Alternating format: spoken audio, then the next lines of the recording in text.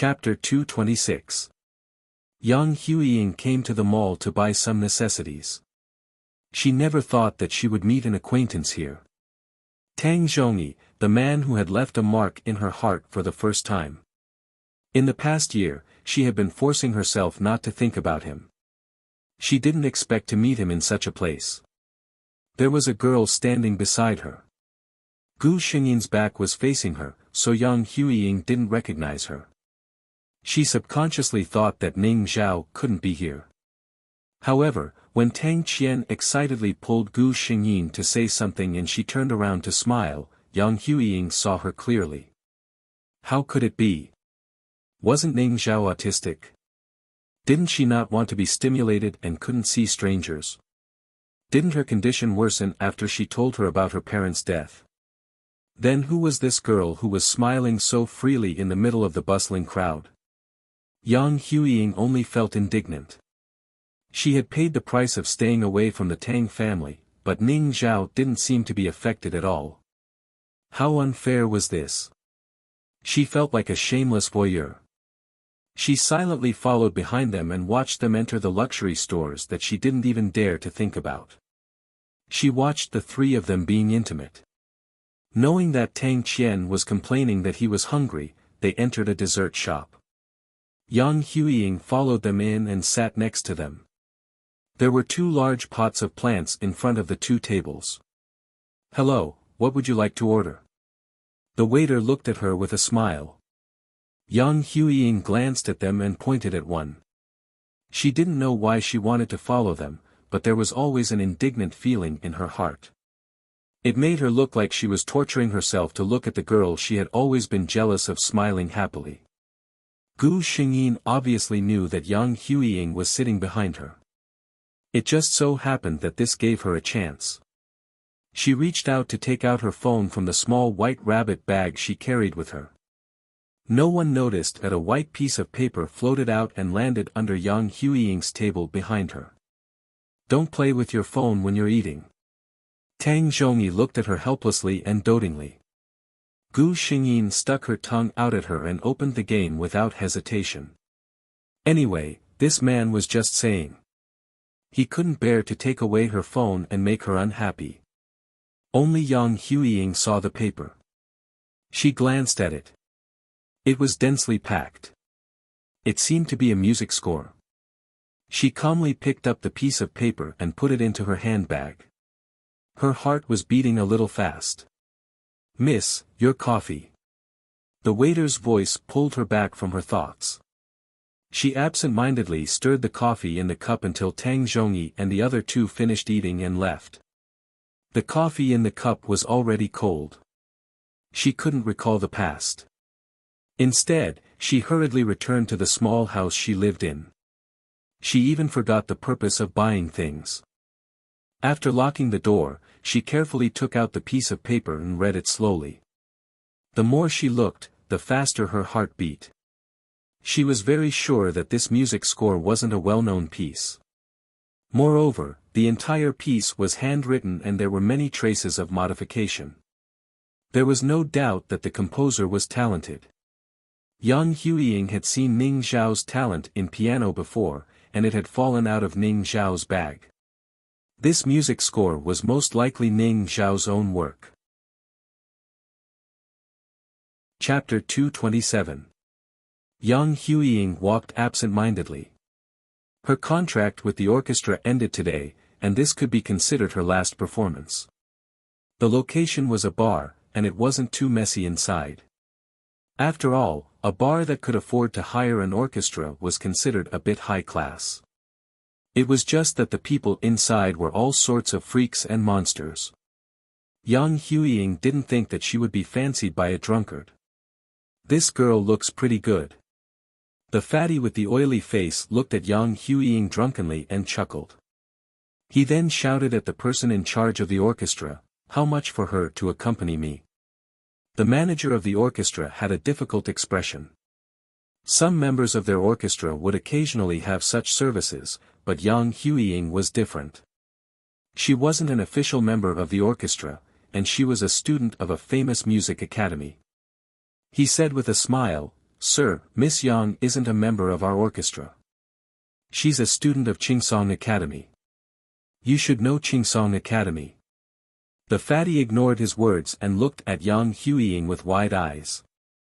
He sneered, "Chingsong Academy? Her. Do you think I'm an idiot? What kind of people are the students of Chingsong Academy? Why would they come to your lousy orchestra to be a piano player? Let me tell you." Yang Huiying only felt that all the customers in the bar were looking at her. This feeling made her feel very ashamed. If she could get everyone's recognition at the graduation ceremony, she wouldn't be like today, bullied by these vulgar people who only had a few bucks, and pointed at as if they were watching a show. Her wavering heart finally made a decision. In the end, under the manager's apologetic smile, the fatty cursed and found another female musician. Yang Huiying didn't think that there would be such a dirty deal. She resisted the feeling of disgust and hurriedly finished playing the song and went home. She took out the white paper from the bottom of the drawer. "Sorry Ning Zhao. Anyway, you're living a life of luxury in the Tang family. This kind of work is just icing on the cake for you. Moreover, if you can create a work like this, you can naturally create a second one. And right now, I urgently need it to save my life. This is your work." Yang Huiying's teacher looked at her in disbelief. Yang Huiying nodded. "It took me nearly a year to write it out. Teacher, is there a problem with this?" Her tutor read the score over and over again excitedly. After a while, she said to Yang Huiying, No. You're a genius. I haven't seen such an exciting work in years. I will recommend you to perform on stage at the graduation ceremony at the end of the month." He had already made up his mind. With such a talented student, even if Tangkor wasn't happy with her, he couldn't let her go unnoticed. Yang Huiying walked out of the tutor's office with excitement in her heart. She knew that she was halfway to success.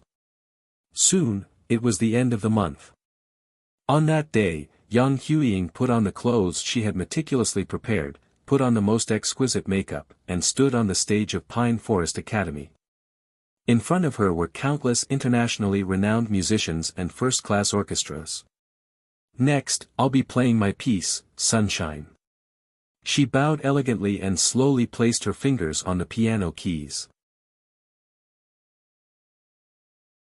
Chapter 228. Clap, clap, clap. Yang Huiying's lips curled into a smile as thunderous applause sounded. She knew that she had succeeded. Sure enough, not long after she stepped off the stage, someone came to find her. "Hello, Miss Yang. I'm the assistant conductor of the Lemon Tree Orchestra.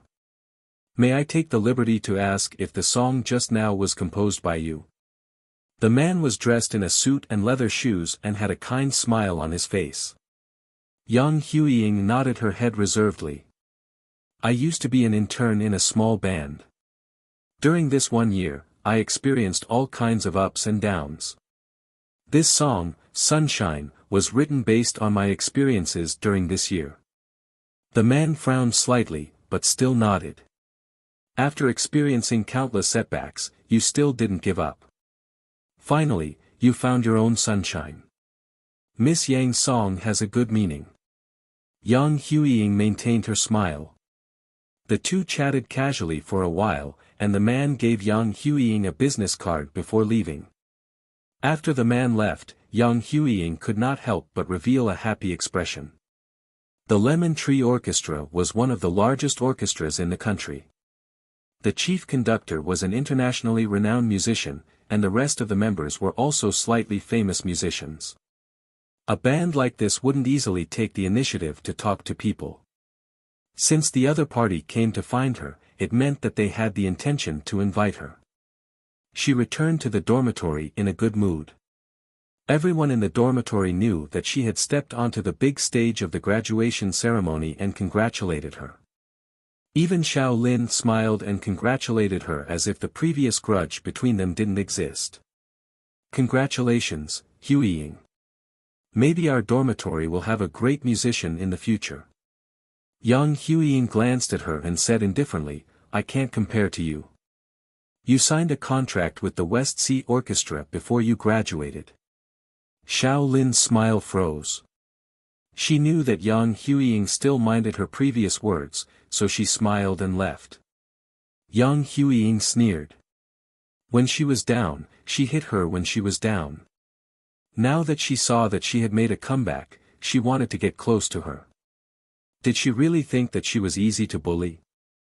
The person who contacted Yang Huiying earlier also returned to the orchestra.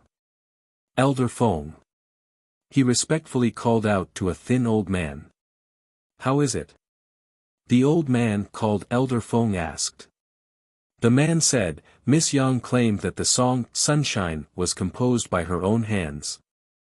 She wrote it based on her experience as an intern in a small band a year ago. Elder Feng frowned and said, the first half of the song is full of depression and despair. What happened to her in the band? That's why you don't even have the desire to live. Works were the best way to express one's emotions. A master like Elder Feng could naturally tell what the song was trying to express at a glance. Yang Huiying did not know that people were still discussing her work. In fact, Gu Xingyin did not have time to sign her name. Sunshine was just a name that Yang Huiying came up with based on her own understanding of the song. But she did become popular because of this work. The entire Academy of Music knew that there was a genius in the piano department. At the graduation ceremony, he had created works that were praised by world-class masters. Yang Huiying had received countless invitations, but she had not replied. She was waiting for news from the Lemon Tree Band. Yang Huiying was confident that she, who had created a masterpiece like Sunshine, would not be missed by any band with a good eye. Chapter 229. Gu Xingyin was well aware of these matters. But she was Ning Zhao now, a Ning Zhao who didn't care about the outside world, so she knew nothing about what Yang Huiying was doing. She prepared a big present for Yang Huiying. Ning Zhao's 18th birthday came quickly. The Tang family treated Ning Zhao like their own daughter. 2 years ago, they didn't dare let her see strangers because of her relapse. Now that Ning Zhao was a lot better, Mother Tang decided to hold a big birthday party for her and announce Ning Zhao's existence to the outside world. With the Tang family's influence, they invited 2/3 of the famous people in the capital. Because Ning Zhao loved music, Mother Tang specially spent a lot of money to invite a famous local band to perform. Coincidentally, this band was the Lemon Tree Orchestra. Elder Feng, it's just a junior's birthday party. You don't have to go personally, right? His assistant whispered. Elder Feng shook his head. If I don't go personally, that old man Tang Qingshan will come to my house tomorrow. Tang Qingshan was Father Tang. Elder Feng knew his old friend's temper very well. Father Tang and Mother Tang stood on either side of Ning Zhao and introduced her to the guests. Their behavior made everyone understand that this girl's status in the Tang family wasn't low. Some observant people noticed that although Ning Zhao maintained a smile the whole time, she didn't say much. They even secretly sighed that this girl seemed to be too introverted. When the party was about to start, Gu Xingyin suddenly walked over to the chief pianist of the Lemon Tree Orchestra. Tang Zhongyi naturally followed her. Gu Xingyin glanced at Tang Zhongyi and he immediately understood what she meant. Can I borrow your piano for a while? Tang Zhongyi didn't understand why Zhao Zhao suddenly wanted a piano, but he still asked politely. The chief pianist of the Lemon Tree Orchestra didn't look too good. To be the chief pianist of the Lemon Tree Orchestra, he was a famous figure in the music industry. This was his personal piano. He had spent a lot of money to hire a famous master to make it, and he didn't let anyone touch it easily. Just as he was about to refuse, Elder Feng looked over and said, Lingji, do me a favor. Today is this young lady's birthday. Let her touch your baby. He had heard his old friend mention Ning Zhao before and knew that she was Tang Zhongyi's future wife. Of course, he couldn't let her down. Since Elder Feng had spoken, the chief couldn't refuse. He stood up and walked to the side. He secretly swore in his heart, if this little girl's level is too low, no matter what, I will not let her continue to humiliate my beloved zither. It was as if Gu Xingyin couldn't see the expression on the first seat's face. She calmly sat down, then looked at Tang Zhongyi and smiled. This is a song for you. She winked at him. Tang Zhongyi looked at her gently. Their actions had attracted the attention of many guests. Hearing that Ning Zhao had composed a song for the Tang family's second young master, they looked at the two of them, and then looked at Tang Qingshan and his wife, who were not surprised at all. Many people began to question Ning Zhao's status in their hearts. The moment Ning Zhao's hand touched the piano keys, her entire temperament changed. Her expression was both sad and happy. Her slender and fair fingers danced on the piano keys, and strings of notes poured out from her fingertips. The expressions of the chief and Elder Feng changed. Chapter 230. Elder Feng's gaze was fixed on Gu Xingyin. The piano piece that this girl was playing was clearly the sunshine that he was very optimistic about. But she had clearly said, this is a piece for you. In other words, this piece was her own original composition. Elder Feng and the chief pianist sitting at the side looked at each other and saw the surprise in each other's eyes. It wasn't just the two of them. Everyone in the Lemon Tree Orchestra, as well as many music lovers among the guests present, had heard Yang Huiying's Sunshine. Now, comparing the two of them, the gap was too big. When Yang Huiying played this piece, although everyone was shocked, they felt that something was missing. Now that they heard Gu Xingyin's version, they realized that she didn't play the soul of this piece. The entire hall fell silent. Everyone was infected by Gu Xingyin's piano music. They seemed to see a girl in a bottomless darkness. There was no hope, no future, and no trace of light. She thought of seeking death. This might be freedom. She wouldn't have to struggle in this muddle-headed world. Tang Zhongyi clenched his fists tightly. He understood Zhao Zhao's song.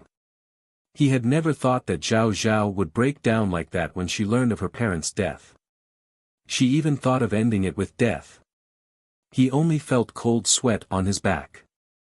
Fortunately, God was not unkind to him. Fortunately, he had put down everything to be by her side at that time. Otherwise, he didn't know what would have happened.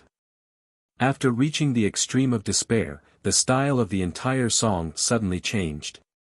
A person appeared by the girl's side. He patiently accompanied her, took her to watch the sunrise and sunset, accompanied her every minute of life, and took her to see all the beautiful things in the world. Little by little, he brought light into her world and pulled her out of the bottomless darkness.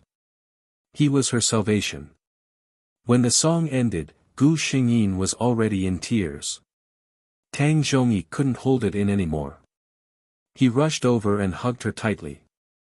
How could you, how could you? His voice was choked with sobs.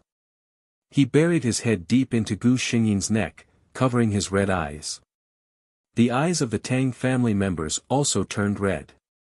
They had watched Ning Zhao walk step by step, so they could naturally feel the deepest emotions in her works. Clap clap. At first, there were scattered applause, but later, all the guests stood up and applauded them. Elder Feng also stood up. He looked at Gu Xingyin strangely, as if he had discovered a rare treasure. The chief disciple's expression was not much better than his. At this moment, he had completely forgotten his previous unwillingness and began to think of a way to make Gu Xingyin acknowledge him as her disciple. As for Yang Huiying, she had already been ignored by them. They were all musicians, so it was clear to them who was real and who was fake, and who was the real composer. Without real experience, who could play a song like Gu Xingyin to this realm? Tang Zhongyi coughed, sorted out his emotions, and gently held Gu Xingyin's hand. Gu Xingyin stood up with her strength. Thank you for the piano. Tang Zhongyi said to the chief disciple of the Lemon Tree Orchestra. The chief disciple was very kind at this moment. It's okay, you're welcome. If Miss Ning Zhao needs anything else, you can continue to look for me. Chapter 231. Yang Huiying had been waiting for Lemon Tree Orchestra's reply. During this period, her tutor often took her out. Compared to before, this treatment was like heaven and hell. She was applying a mask on her bed when she suddenly received a call from her tutor. Hello. What? I'll be right there. She hurriedly tore off her mask, tidied up, and left. The principal pianist of Lemon Tree Orchestra told me that he heard your Sunshine at another place yesterday. Also, the other party said that this song was her original work. He now doubts the authenticity of what you said earlier. Yang Huiying's expression changed. Could it be that they met Ning Zhao? She couldn't admit to this. She pretended to be angry and said, the other party must be lying about this. Sunshine is my original work. I have the manuscript here to prove it. Her tutor saw that she was firm and felt relieved. No matter what, he didn't want his student to be someone who plagiarized other people's works. I'll explain this to Lemon Tree Orchestra. Don't worry, the truth will come out. Yang Huiying forced a smile and looked a little dazed. Her tutor saw her like this and thought that she was affected by this matter. He comforted her and left. Yang Huiying returned to her residence. The more she thought about it, the more flustered she felt. No, she had to do something. She couldn't let Ning Zhao have a chance to explain. This song could only be hers. At this moment, someone posted a video on a large music forum that she frequented. Yesterday, I went to a banquet and happened to hear a song. The OP was shocked. With the mentality that it's better to share it with others than to share it alone, I'm sharing it with the netizens. Yang Huiying clicked on it and saw that it was a video of Ning Zhao playing the song. The angle of the cameraman was very good. Even the dialogue in the video was very clear. Ning Zhao's sentence, "This is a song for you," was enough for people to hear clearly. Yang Huiying was anxious and angry. She kept scrolling through the comments below. Some praised the beauty of the song, while others asked who the person playing the piano was. After flipping through for a while, someone finally pointed out that the name of the song in the video was Sunshine. As early as half a month ago, he had heard someone play it at Pine Forest Academy's graduation ceremony. The composer was obviously not the girl in the video. Yang Huiying saw this and suddenly had a plan in her heart. Half an hour later, a new post was posted on the forum. It was signed by Yang Huiying. In the post, she publicly claimed that she had seen the video on the forum. The girl in the video said that the piano piece was her original composition, but she had already played the piece on the big stage of Pine Forest Academy half a month ago. That girl was just a despicable plagiarist. She even put up photos. In the photo was the manuscript of this piano piece. This caused an uproar in the forum. Many people were condemning Gu Xingyin. The OP of the original post was also confused. He only said that he did not know this girl and that the video could have been taken during the banquet. When the netizens asked who the girl was, he refused to say anything. Tang Zhongyi received a call. Second young master Tang, did you take a look at the Sound of Music forum? Someone said that the song Ning Zhao played for you the other day was plagiarized. Chapter 232. Tang Zhongyi flipped through the comments of the netizens page by page. Looking at Yang Huiying's righteous condemnation on the top floor, the anger in his heart could not be suppressed. Despicable plagiarist. Yang Huiying really dared to say that. Who was Zhao Zhao? How could she plagiarize other people's things? This song was specially written by Zhao Zhao for him. If she knew that she was used by Yang Huiying with ulterior motives, he did not know how sad she would be. He decided that he would not tell Zhao Zhao about this matter. But he hid it here and forgot that there was still Tang Qian. Tang Qian did not understand the sinister world of adults. He simply felt strange. Why did Auntie Zhao Zhao write it, but Teacher Yang said that he wrote it? When Tang Zhongyi came to Gu Xingyin's room, he saw a very unhappy Zhao Zhao.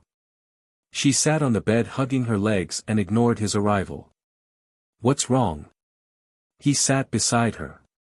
Gu Xingyin secretly despised himself for trying to act cute, but his eyes turned red all of a sudden. Tang Zhongyi became anxious and hurriedly asked what made her unhappy. Gu Xingyin sobbed and said, "You. Yang. I wrote it." Tang Zhongyi spent a long time to understand what she was talking about. Because of that woman Yang Huiying, his face was so gloomy that it could drip water. "Zhao Zhao, you can rest assured that no one can take away your things," he swore to Gu Xingyin. However, Gu Xingyin tugged at his sleeve and handed him something.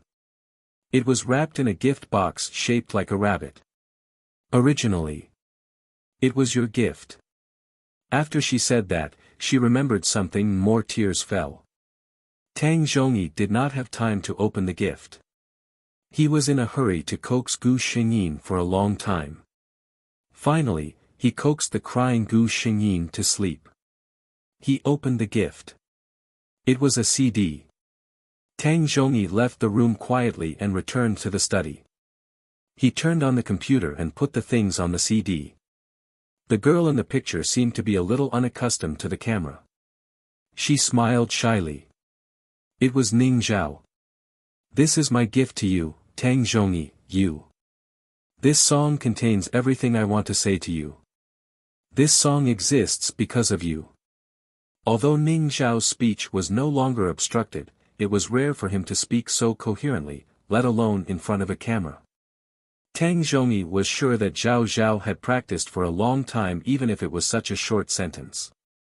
After that, the long-haired girl in white sat quietly in front of the piano, playing the song, "You," over and over again. Her expression was so sincere, as if this song was her whole world. Tang Zhongyi didn't know how long he had been watching the video. The corners of his mouth unconsciously lifted into a smile. The anger brought about by Yang Huiying had unknowingly dissipated. Look, his girl's heart was also filled with him. She would carefully prepare a gift for him, try to speak to the camera for him, and make such a song for him. He opened the forum again. Yang Huiying's post had reached the top and appeared in the most popular place on the homepage. Many people supported Yang Huiying and advocated exposing this shameless plagiarist so that she could no longer stay in the music industry. Tang Zhongyi looked coldly at the top of the post, Yang Huiying. He was very reluctant to share this video with others, but...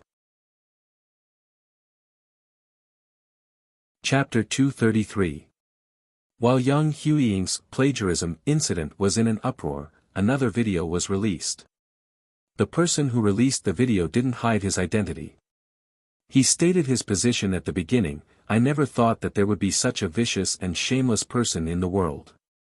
She actually dared to despicably plagiarize someone else's work and then frame the creator as a plagiarist." The person who spoke was Tang Zhongyi, and the video he released happened to be the gift Gu Xingyin gave him. In the video, the girl in the white dress played "You" over and over again. When they saw Gu Xingyin's video, the clamoring voices on the internet suddenly disappeared. It could be seen that the person who made this video was very attentive. The feelings that the girl poured into this song could be seen even by a layman. In contrast, Yang Huiying was much worse in terms of playing and expressing the meaning of this song. It was clear at a glance who was better and who was worse. More importantly, the date was clearly written in the lower right corner of the video. As early as half a year ago, this disc was recorded by Gu Xingyin bit by bit. During this period, Tang Zhongyi also went to Gu Xingyin and asked if she had any other videos. Gu Xingyin also gave him some scattered videos that weren't put on the disc. It was worth mentioning that the manuscript of the score that Yang Huiying used as evidence appeared in Gu Xingyin's video. In the video, the girl held a pen and kept writing and drawing on a piece of snow-white paper. Occasionally, she even erased some parts that she wasn't satisfied with. Some attentive netizens took the music score in the video and compared it with Yang Huiying's original. They were surprised to find that not only the handwriting, but even the mistakes in the erasure were exactly the same. Tang Zhongyi also asked a famous computer expert to prove that the video he posted had absolutely no trace of falsification. When the netizen posted the comparison picture, it was a slap in the face.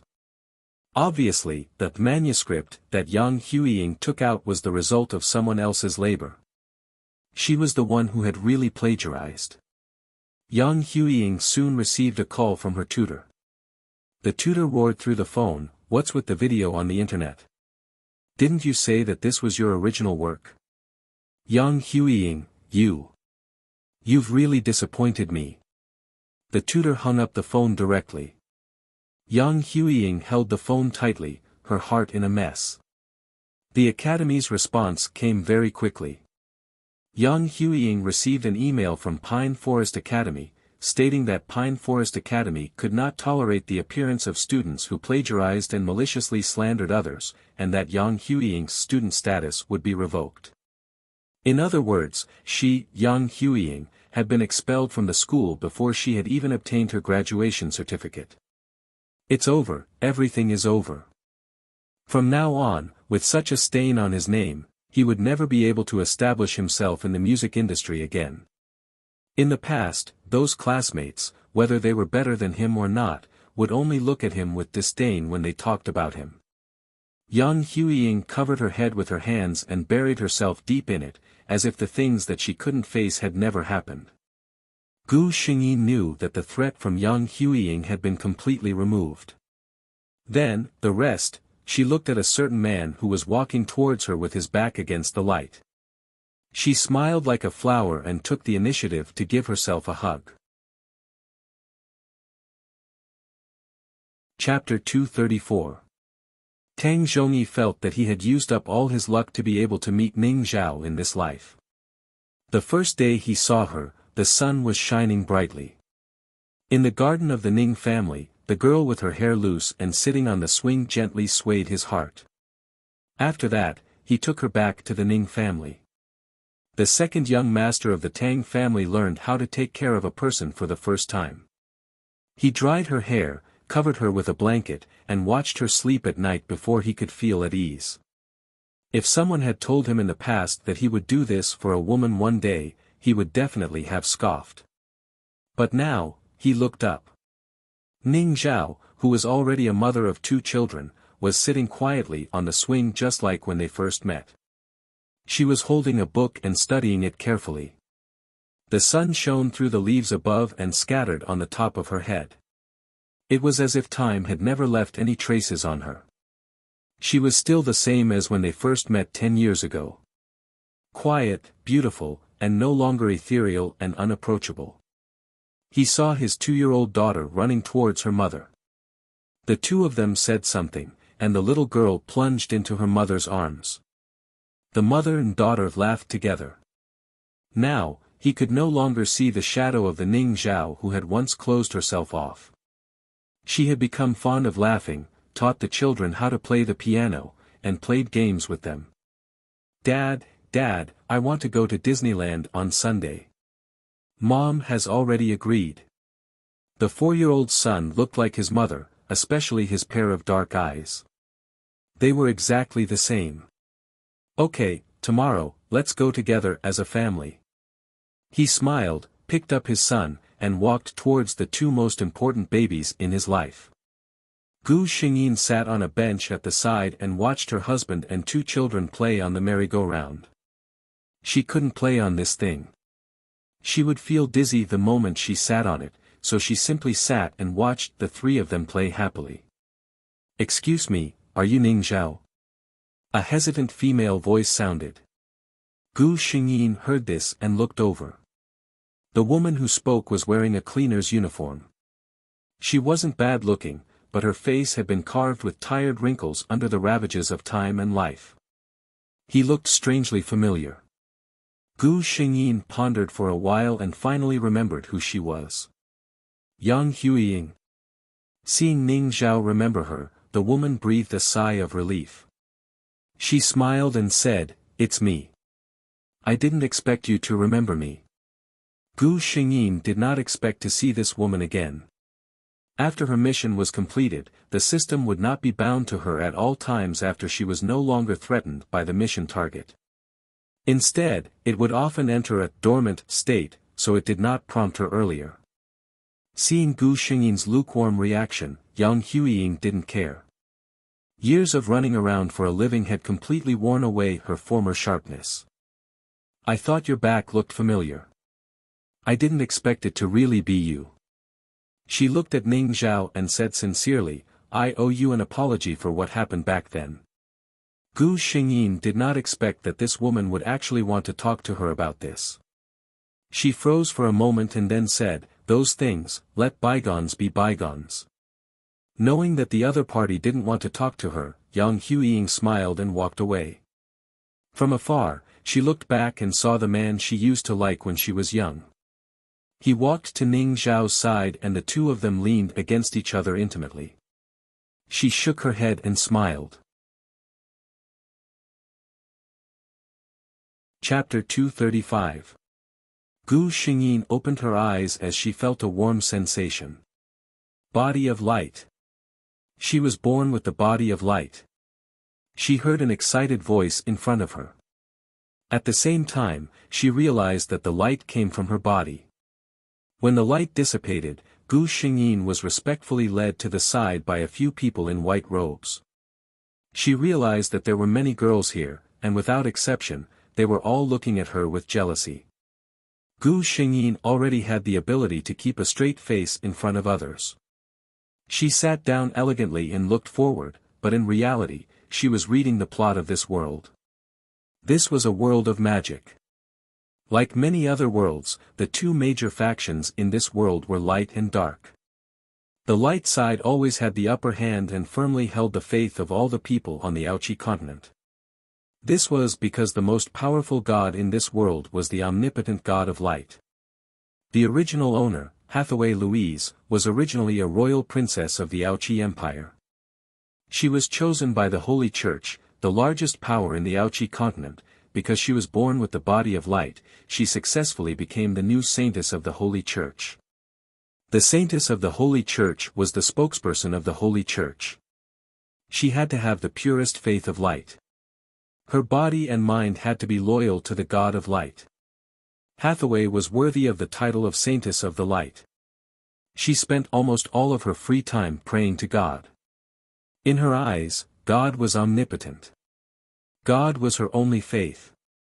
Even if God asked her to die immediately, she would do it without hesitation. The power of the believers of light came from the God of light. The stronger the faith, the stronger the power of light. Hathaway became one of the most powerful people on the Wuxia continent in a short period of time. She was supposed to be honorable and dazzling, but because of the jealousy of her maids, they schemed against her, causing Hathaway to be tainted by the power of darkness. She was no longer pure and flawless, and her glory as the saintess was taken away. Hathaway couldn't accept that she couldn't serve God anymore, so she chose to end her life. Heidi was the maid who framed Hathaway. She was originally a candidate for the Saintess of the Light, just like Hathaway. But in the end, the Holy See chose Hathaway. Among the remaining candidates, the two with the best qualifications became the Saintess' personal maids. Heidi was unwilling. In her eyes, she wasn't any worse than Hathaway. But in the end, Hathaway became a saintess who was on equal footing with the Pope, while she was just a lowly maid. If Hathaway wasn't around, wouldn't he have a chance? Gu Xingyin knew that the ending of this world was that after Hathaway died, Heidi did not succeed in ascending to the throne. Her heart had already been occupied by jealousy and had become extremely filthy. She couldn't even maintain her faith in light, so how could she become a saintess who wholeheartedly served the God of light? After receiving the plot, she couldn't help but want to facepalm. This body would become the saint of light in the future, which meant that her body and mind would belong to the God of light. She would have to remain pure and unblemished for the rest of her life.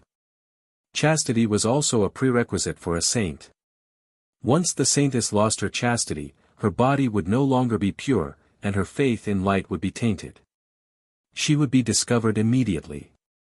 Gu Xingyin lit a candle for her lover in this world. Chapter 236. System, as the saintess of the light, I must have pure faith. I can't do that. What if I'm found out? Gu Xingyin frowned as she thought of this. The system said confidently, don't worry, I'll do it. Gu Xingyin felt as if the system had injected energy into the depths of her mind.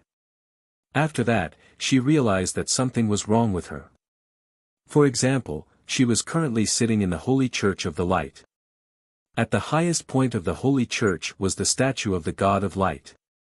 When Gu Xingyin saw the statue, she had the urge to rush over and worship it. Gu Xingyin stopped herself with difficulty.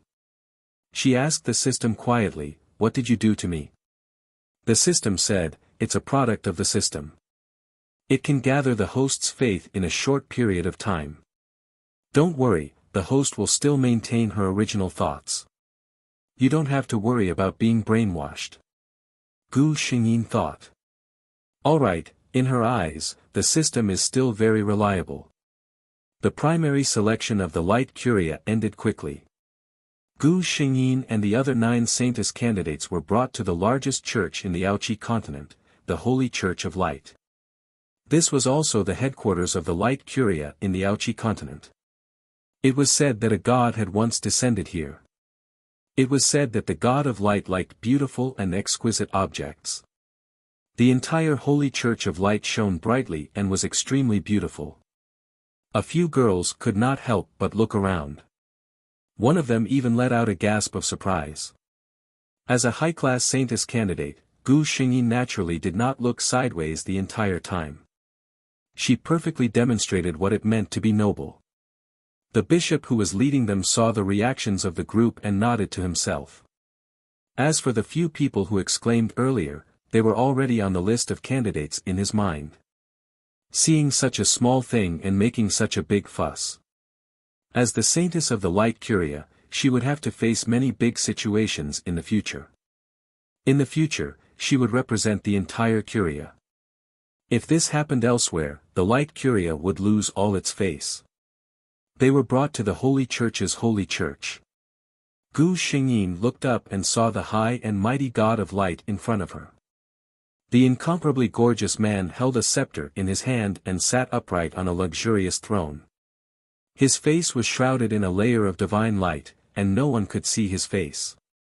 Even so, this man had a kind of charm that made everyone unable to help but admire him. This was especially true for Gu Xingyin, who was currently being condensed with faith. She only felt that she was completely out of control as she walked straight towards the divine throne. Then, he knelt on the ground in a pious manner. O great Lord, I am your most loyal and devout believer. Please allow me to pray to you. She began to chant in a low voice. Everyone else was shocked. Even the bishop was confused by this development. He looked at the white-clothed woman kneeling before the divine throne and thought to himself, could it be that she did it on purpose? Did he purposely make such a gesture for the people of the Holy See? Thinking of this, the bishop felt that it was a pity. Originally, because she was born with the body of light, the scepter of the saintess of light would have fallen into her hands. However, he couldn't wait to prove himself as the god of the great cathedral of light. He wasn't just a decoration. In the high and mighty heavenly realm, countless rare flowers bloomed. The angels displayed their beautiful singing and moving dancing. All of this was for the man who was leaning on the throne with his eyes closed. Chapter 237. He had a face that even the most legendary sculptor in the entire Aoqi continent couldn't create. He just sat there quietly with his eyes closed, but no one could ignore his existence. The angels looked at him with undisguised longing and adoration. He seemed to feel something. His eyelids trembled slightly, and he opened his eyes. That pair of golden eyes was more dazzling than any light in the world. He felt a pure power of faith. It had been a long time since a believer gave him such a comfortable feeling. The God of Light curiously looked at the source of this faith. He saw a human girl with her head lowered in a devout manner as she prayed to his statue. The endless power of faith was coming from her body. The God of Light suddenly had a strong feeling. He felt that he should know her. He wanted to see what this girl looked like. The will of the God of Light was just a thought. Gu Xingyin quickly raised her head. The God of Light stared at her face. Her golden hair was carefully tied together and hung behind her head. On her forehead was a thin silver chain with a sparkling blue crystal. What was even clearer than the crystals were her eyes, which were as blue as the sky. It was as if everything in the world could be seen in her eyes. This girl had a beauty that even the heavenly realm angels couldn't reach. The God of Light frowned. He always felt that she shouldn't look like this. But if she didn't look like this, what should she look like? Long black hair. A thought appeared in his mind. Wait, isn't that the color of darkness? The God of Light laughed. No one could hide anything in front of the God. This girl was born with the body of light. She couldn't be related to the demons. Out of the corner of his eye, he saw that the girl had finished praying and was about to get up. At that moment, Gu Xingyin really wanted to cover her face. She actually started praying in front of so many people without any scruples. At that moment, those people from the Light Curia must have thought that she was an opportunist. She sighed. No matter what, she still had to fight for the position of saintess. Just as she was about to turn and leave, something strange happened. A bright light rose from the scepter in the hands of the statue and shot towards Gu Xingyin. Gu Xingyin's entire body was bathed in the rich power of light. This feeling was too comfortable, and she couldn't help but sigh. Looking at her satisfied expression, the God of Light chuckled. His eyes were filled with love that even he didn't know about. The angels in heavenly realm looked at each other. They did not know what had happened to make God so happy. Everyone in the great sage hall was stunned by this scene. Other than the bishops and saintess candidates who were originally with Gu Xingyin, there were also the pope and cardinals who had rushed over after sensing the abnormalities in the great cathedral. As soon as they entered, they saw Gu Xingyin, who was being baptized by divine light below the divine throne. God! The pope immediately knelt down. The rest of the people also came back to their senses and knelt on the ground. The God of Light ignored them. He sensed for a moment, and after confirming that his believer could not withstand any more power of light, he retracted the divine light. Gu Xingyin opened her eyes in confusion. Chapter 238. She had no idea what had just happened. System? She asked hesitantly. The system said, the host has received the love of the most powerful being in this world, the God of Light. Gu Xingyin thought to herself, it's really an unintentional thing. Now that the statue had returned to its original state, the Pope and the others stood up one by one. Gu Xingyin felt that the kind and holy Pope was looking at her as if he was looking at a rare treasure. She subconsciously walked towards him, and suddenly realized that her body seemed to have changed. The Pope seemed to know her doubts, and raised his hand to condense a light mirror with light magic, allowing Gu Xingyin to see herself in the mirror. Her facial features did not change, but on the fair forehead of the person in the mirror, there was a golden divine pattern that appeared out of nowhere. The pattern was complicated and beautiful, and it was shining. It made Hathaway's originally delicate face look even more beautiful and holy. This was the glory that God had bestowed upon his most beloved people. The Pope had already recovered, and he looked at Gu Xingyin with a smile. Child, are you Hathaway? Gu Xingyin bowed to him and nodded.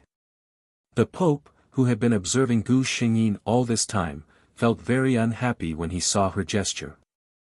Who in this world was worthy of her bow? The Pope seemed to have sensed something, and his feet moved slightly, and he dodged Gu Xingyin's bow. Looking at the surprised looks of the bishops behind him, the Pope did not explain. His attainment in light magic was close to that of a demigod, so he could naturally sense some things. When Gu Xingyin bowed to him, his intuition told him that if he accepted her bow, there would be terrible consequences. The status of the Holy See's saintess is comparable to this old man. Hathaway, you don't have to bow to me. The Pope said kindly to Gu Xingyin. This sentence directly acknowledged Gu Xingyin's status as the Holy Maiden. The cardinals behind him were not surprised at all. They all saw clearly that the God of Light had personally blessed the saintess, which meant that the saintess was a candidate that the God of Light approved and was even satisfied with. At this time, their opinions were no longer important. However, the other candidates did not think so. Why? Wasn't there another test later? We haven't even tried. Why should we be eliminated? A girl standing beside Heidi was not convinced. Heidi lowered her eyes and sneered in her heart. This idiot. Although she thought the same in her heart, she also knew that saying such words at a time like this was absolutely brainless behavior. As expected, the Pope's expression turned cold. He was polite to Gu Xingyin because she was the saintess who was favored by the God of Light. How dare this girl question the Holy See's decision? This is the will of the God of Light. If you have any questions, you can ask God. The girl was at a loss for words. Raise an objection to God. Just now, everyone saw that God was clearly very satisfied with Hathaway, and that was why he had personally blessed her. If she went to pray, God would not even give her a look. The matter of Gu Xingyin becoming the saintess of the Holy See was thus settled. Just like in the original plot, Heidi and another girl named Vivian became the saintess' personal maid. Chapter 239. The Pope held the scepter that symbolized the status and glory of the saintess and handed it over to Gu Xingyin. Everyone remained silent as they stared at this historic scene. The masters of oil painting and sculpting firmly engraved this scene in their minds. This kind of occasion was bound to be recorded in the annals of history and passed down to the world. However, a scene that no one had expected occurred. Gu Xingyin's hand hadn't even touched the scepter when that scepter made of the strongest and most precious material in the entire Ouchi continent shattered inch by inch. It fell to the ground and was burned to ashes by the golden god fire. Gu Xingyin, the Pope, there was only one person who could do this. Everyone looked at the high and mighty statue of the light god. Many people had already knelt down. The Pope looked at Gu Xingyin in confusion. Wasn't Hathaway the saintess who was favored by God? But if God really favored her, why did he destroy the scepter? After all, a saintess without a scepter wouldn't be recognized by the masses. Some nobles were already whispering that this saintess's faith wasn't pure and caused God's dissatisfaction. That was why she destroyed the saintess' scepter in anger. Some people were already shouting that they should severely punish Gu Xingyin, the saintess who caused God's dissatisfaction. This suggestion was actually approved by many people. Gu Xingyin glanced over and saw that the speaker was someone from the Aquamarine Empire. The Aquamarine Empire was a new empire and was famous for its belligerence. It had always been at odds with the oldest empire on the continent, the Ouchi Empire.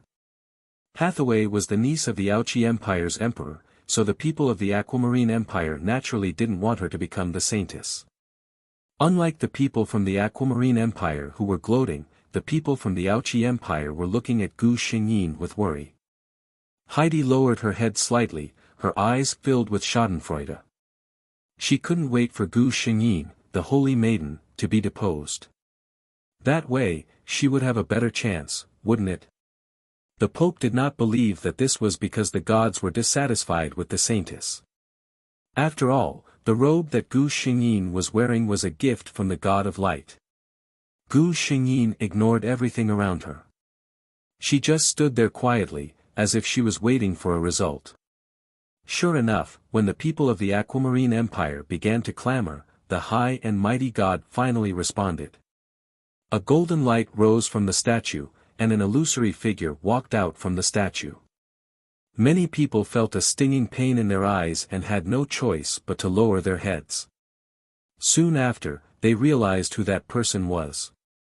God's descent. The entire great cathedral fell to their knees. Even the Pope did the same. Only Gu Xingyin remained standing. It wasn't that she didn't want to kneel, but that she couldn't. The moment she saw the figure, her first reaction was the same as everyone else's. However, an inexplicable force held her back. The figure walked step by step through the void until it reached Gu Xingyin's side.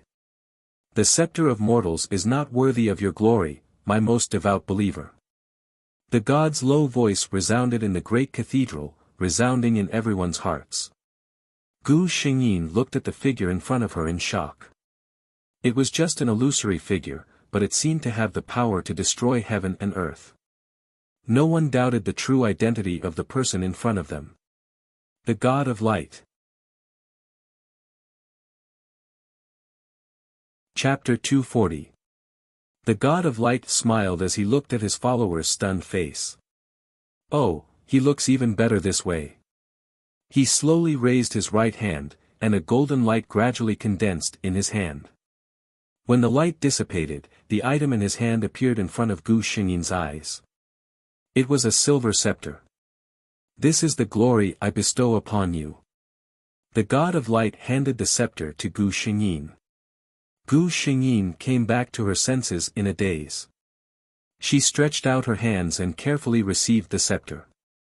The God of Light seemed to chuckle, and he slowly bent down. Gu Xingyin only felt a slight chill on her forehead.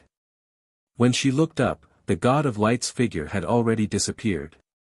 My follower, be well and pass on my glory. Only these words were left, and they seemed to linger in her ears. Only when the God of Light's aura completely disappeared from the great cathedral did everyone dare to raise their heads. They looked at the Saint of Light standing alone on the high platform, and the noble scepter in her hand. Their eyes were filled with unconcealable respect and envy. The God of Light's glory and favor had reached this level. Who would dare to say anything about the status of the Saint of Light? The people of the Aquamarine Empire were extremely regretful of their previous words. The Pope was pleasantly surprised. A saint who was deeply loved by the gods had appeared in the Holy Church. This was clearly a good thing for the Holy Church, wasn't it? He couldn't suppress his joy as he announced, I declare that from today onwards, Hathaway Louise will be the most glorious and holy saint of light of the Holy Church. She will become the emissary of the God of Light, and bring the glory of the God of Light to every corner of the Ouchi continent. No one had the slightest objection. Heidi lowered her head. She was extremely jealous. Why? Why would the God of Light favor Hathaway so much? She was clearly a devout believer of the God of Light, wasn't she? When Gu Xingyin returned to her bedroom, she was still in a daze. System, tell me, why does the God of Light treat me so differently? She couldn't figure it out. The system said, this world is considered a high-level plane among the 3,000 worlds, and the God of Light is a powerful level 1 God. The most I can do is ensure that my existence is not discovered by him, but I can't find out what he's thinking. Gu Xingyin was a little excited. That's a god. I have never seen a god before. Unfortunately, I can't see his face. System. I hope this sentence won't be known by a certain existence. Gu Xingyin took out the scepter given to her by the God of Light. The entire scepter was silver-white in color, and its craftsmanship was exquisite. There was a huge blue crystal embedded at the top of the scepter. Even though it was placed there quietly, Gu Xingyin could feel the powerful light energy contained within it. According to Hathaway's memories, there wasn't any energy stone in Ouchi that could contain such a terrifying amount of energy. This was probably something from the realm of gods. Gu Xingyin glanced at the scepter, then looked at the beautiful robe she was wearing. She then thought of the noble and magnificent statue in the great Cathedral of Light. She silently complained to the system, "People say that the God of Light likes luxurious things, and now I really believe it." As far as the eye could see, there wasn't a single thing related to the gods that was low-key. Gu Xingyin, who also liked luxurious things deep down, smiled with sparkling eyes. "I can ride on such a coattail." Chapter 241. In just a few days, the news that the new Saint of Light, Hathaway, was deeply loved by the God of Light had spread throughout the entire Ouchi continent. Hathaway, the Emperor of the Deep Blue Empire, recently sent a secret letter asking for help. He said that their northern territory has been invaded by the demon race. It just so happens that you will be representing the Holy Church to visit the entire Ouchi continent. Why don't you go to the Deep Blue Empire first? Demon race? The demon race had been exiled by the god to the land of calamity opposite the Ouchi continent 10,000 years ago. They were separated by the abyss of death. How could they cross the abyss to reach the Ouchi continent? Gu Xingyin had no reason to refuse. 2 days later, she prepared to leave. When the Saint of Light went out, her entourage was naturally luxurious. Not only did the Holy Church send over 100 priests to follow her, but they also sent an entire Knights of Light to protect the Saint of Light. Accompanying the Saint of Light were 2 cardinals and several bishops. Even the Pope's entourage couldn't compare. Heidi walked in and whispered to Gu Xingyin, "Lady Saint, the commander of the Knights of Light, Sir Carlos, wishes to see you." Gu Xingyin noticed that her face was a bit red. "Let him in," Gu Xingyin said. When Carlos came in, Gu Xingyin knew why Heidi's face was so red. This commander of the Knights of Light was not only young, but also a rare handsome man. He had a head full of bright golden hair and deep blue eyes that were more mysterious than the sea. When he smiled, it was as if the entire hall was infected by him and became brighter. The Holy Church had 3 major knight regiments, the Knights of Light, the Holy Knights, and the Honorable Knights. Any one of the 3 knight regiments was at least a legend swordmaster. And to be the commander of the 3 knight regiments, one had to be at least a sword saint. Sword saints were already at the peak of the Ouchi continent's power. It was no wonder that Heidi was moved by such a handsome and powerful knight. "Good day, Saintess." Carlos entered and saluted Gu Xingyin with a knight's salute. "Good day, Sir Carlos." Gu Xingyin nodded at him. "The Knights of Light are ready." Gu Xingyin nodded. "I'm ready."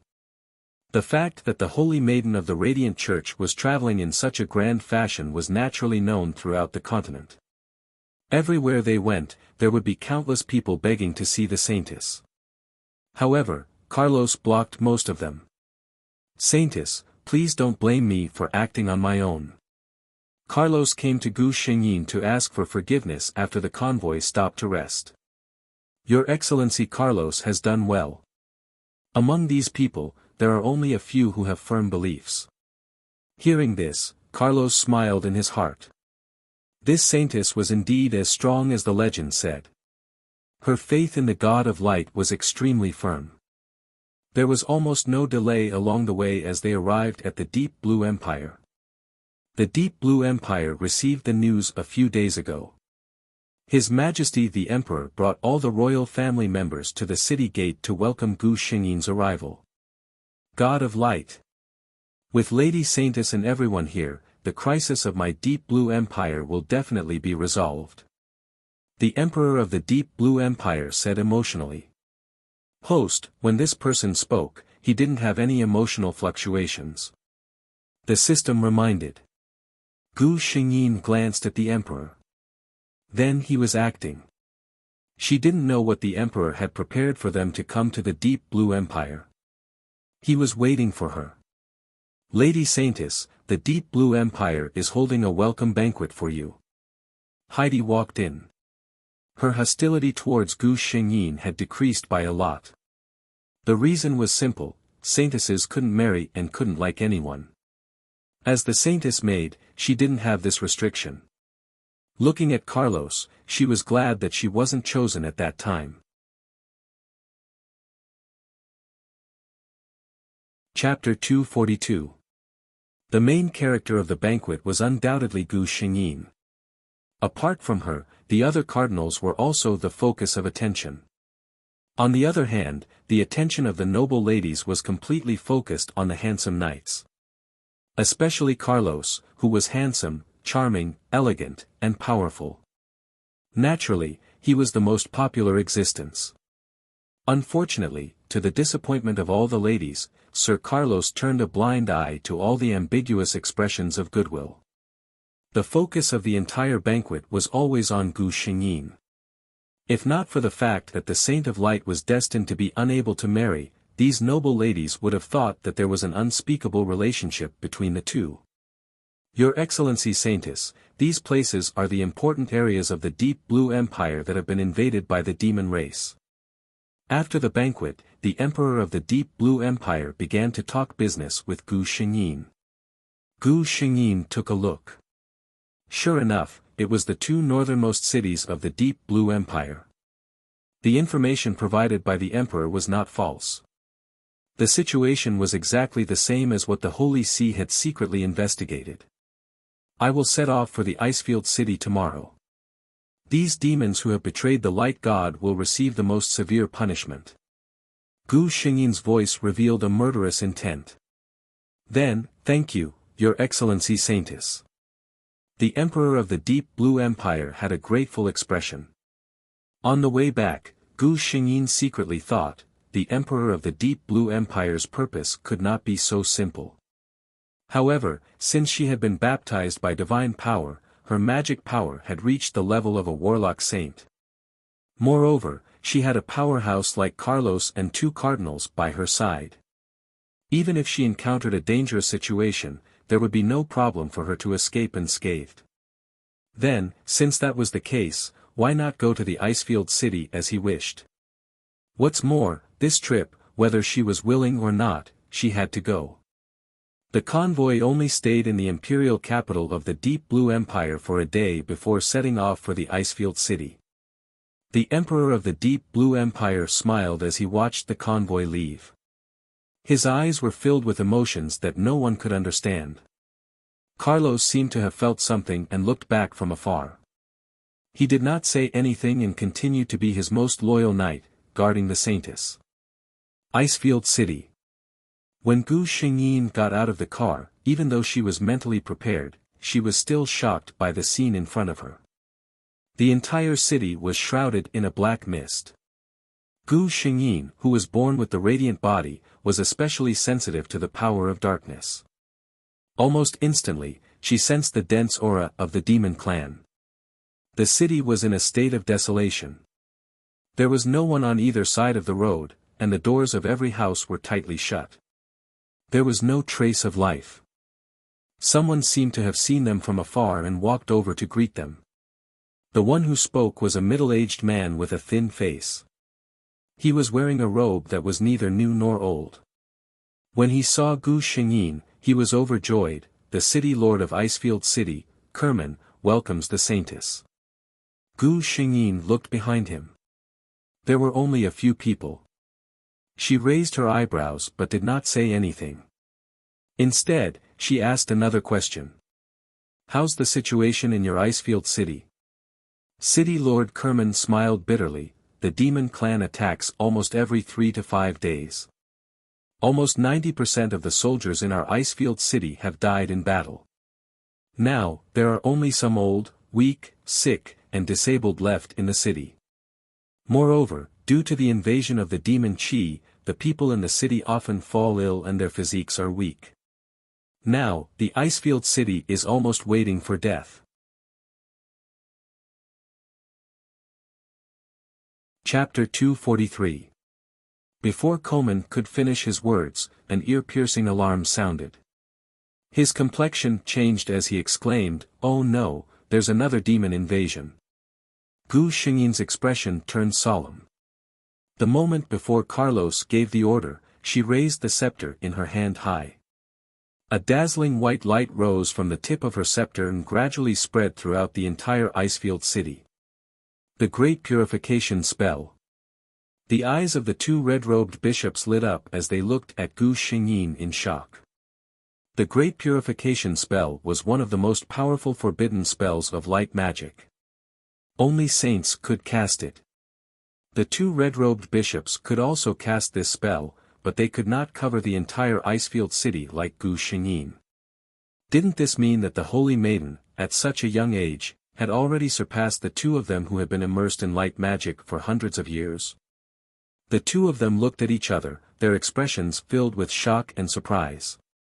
In any case, as the Holy Maiden of the Holy Sea, Gu Xingyin's strength was a good thing for the Holy Sea. Screams rang out one after another. Gu Xingyin knew that this was the final struggle of the demons. Great Purification was the most tyrannical forbidden spell of all light magic. Great Purification, as the name implied, was that all dark, impure, and things rejected by light would be dissolved in the light of the Great Purification spell. Komen looked at the black fog that had covered the entire icefield city for several months disappearing in the white light. The sky of the icefield city finally returned to its previous clear state. He almost burst into tears. "Thank you, Holy Maiden." He bowed deeply to Gu Xingyin. The followers behind him also followed suit and bowed to Gu Xingyin. "You're welcome. It's my duty to kill the demons and destroy the darkness," Gu Xingyin said with a smile. At this time, Carlos suddenly spoke, "I wonder if Mayor Komen has prepared a place for us to rest."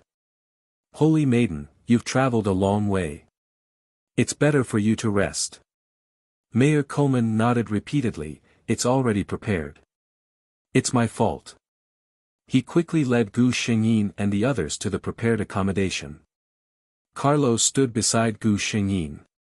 Gu Xingyin looked at him gratefully. After the people of Komen left, Gu Xingyin breathed a sigh of relief. She sat down and smiled at Carlos, "Thank you." Carlos looked serious, "Holy Maiden, there's no need to show off. It's just a few low-level demons. The Knights of Light can deal with them." Gu Xingyin shook his head. "You should be able to tell that the people of Komen City are all frightened. If I can't convince them with my strength, I'm afraid it will be difficult to win their trust." Carlos said stiffly, "Even so, you shouldn't risk your body. I was ordered to protect you, so I have the responsibility to ensure your safety." Gu Xingyin looked tired, "I'm just a little exhausted." "All right, Carlos, you can leave first. Let me rest for a while." Carlos seemed to want to say something, but when he saw Gu Xingyin's pale face, he swallowed his words and went out quietly. "The system said, that human cares a lot about you. Your attitude is so cold." Gu Xingyin closed her eyes, "It's because he cares too much about me that I have to do this." Since there was no result, she would kill him before he sprouted. Chapter 244. "Sir Carlos, this is the Qianlin fruit I just got. Would you like to try it?" Heidi saw Carlos standing alone at the door and asked with a blushing face. Carlos shook his head and said, "I don't need to thank you. The Saintess used a lot of magic power earlier. Go and see if she needs it." Heidi's face turned pale, and she whispered yes. Her hands clenched tightly around the tray. Again. She had been glad that she was not the Saintess, so she had the opportunity to get in touch with the person she liked. But what about Carlos? His gaze had always been on Saintess Hathaway, and he had never looked at anyone else. If she was the Saintess at that time, would Carlos only have her in his heart and in his eyes, just like now? Gu Xingyin inexplicably received a system prompt that Heidi's dislike of her had increased. She was a little irritated. "When the matter in Icefield City is settled, I will get rid of Heidi." At the moment, she was meditating to restore the magic power in her body. With her current level, it was actually very stressful for her to cast such a large-scale great purification. She had just used a trick. The scepter given to her by the god of light was not only beautiful, but also rich in the power of light. It could be used as a cheating device at a critical moment. However, even with the enhancement of the scepter, the mana in her body was almost depleted by the terrifying output of the Great Purification spell. Carlos had also noticed this, which was why he had asked the Castellan to bring them here for a rest. Gu Xingyin, who closed her eyes, did not notice that when she was meditating, the scepter on the side flashed with a faint golden light. The power of light flowed from the scepter into her body, replenishing her magic power. So when Gu Xingyin opened her eyes and found that her body had recovered to its peak state, she was shocked. The system faintly added, "The scepter given to you by the god of light." Gu Xingyin, so that's how it is. It is worthy of being a product of the gods. It is simply a must-have. At night, when Gu Xingyin appeared in the city lord's mansion, as expected, it was already filled with people. Those who had closed their doors during the day had now tidied themselves up and came to pay a visit to the saintess who had single-handedly dispelled the haze that had shrouded the ice-field city for months. The moment they saw Gu Xingyin come out, many of them knelt down spontaneously. Lord Komen explained awkwardly, "Saintess, it's not that they don't want to come out during the day. It's just that our people are really scared." Gu Xingyin interrupted him, "I know. City Lord Kerman, please don't mind, I understand." She looked around the big square of the city lord's mansion, and her voice, which contained the power of light, faintly resounded over the ice-field city. "The god of light will not give up on any of his people. I came here under the will of the god to destroy the invading demons. Where the light shines, the haze should not exist." Her voice was full of the power of faith. The people of the ice-field city seemed to be infected by her words and shouted together with her, "Where the light shines, the haze should not exist. Where the light shines, the haze should not exist." Carlos looked at the woman standing in front of the crowd with a determined expression, and a thought that he had never had before welled up in his mind. Chapter 245.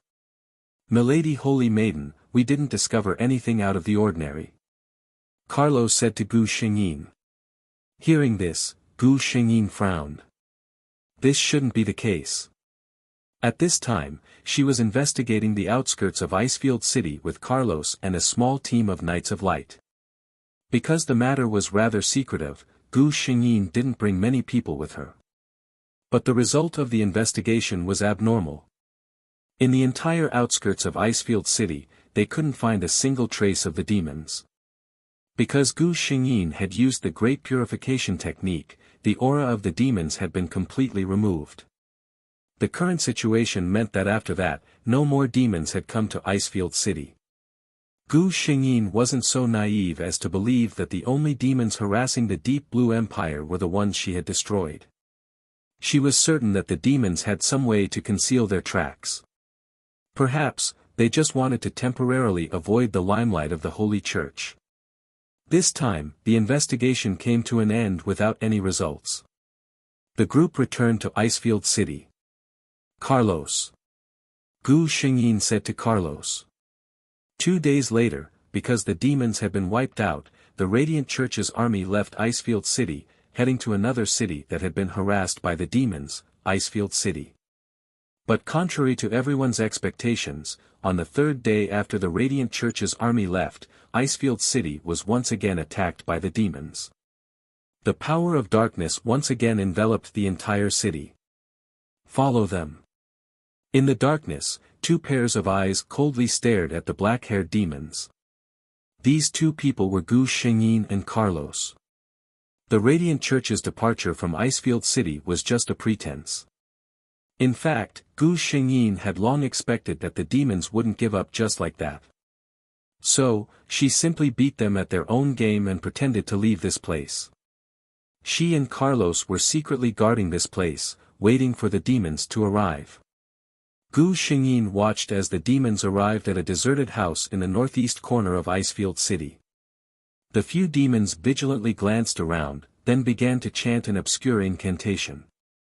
Gradually, following their voices, a dark red light lit up in the empty space between them, gradually forming a door of light the size of an adult. Without hesitation, the few devils stepped into the light gate and disappeared from the room. Gu Xingyin and Carlos looked at each other. This was clearly a special teleportation formation. Seeing that the dark red wooden door was about to disappear, Gu Xingyin stepped in without hesitation. Carlos watched the slender figure disappear and followed her in. Beep. Gu Xingyin was startled by the system's voice. Destroy the demon's conspiracy and stop Diablo from reviving. There's such a setting for random missions. The system explained seriously, under normal circumstances, random quests will not appear. Don't worry, although this mission seems difficult, the system has checked the data and found that the completion rate of the mission is 100%. The difficulty of the mission is low. Gu Xingyin was speechless. If the system had not always been reliable, she would have suspected that it was lying to her. Stop Diablo from reviving. Such a difficult and dangerous mission was actually low in difficulty and had a 100% completion rate. Could it be that Diablo was already dead and had no chance of being resurrected? Gu Xingyin complained as she found that she had been teleported to a strange place.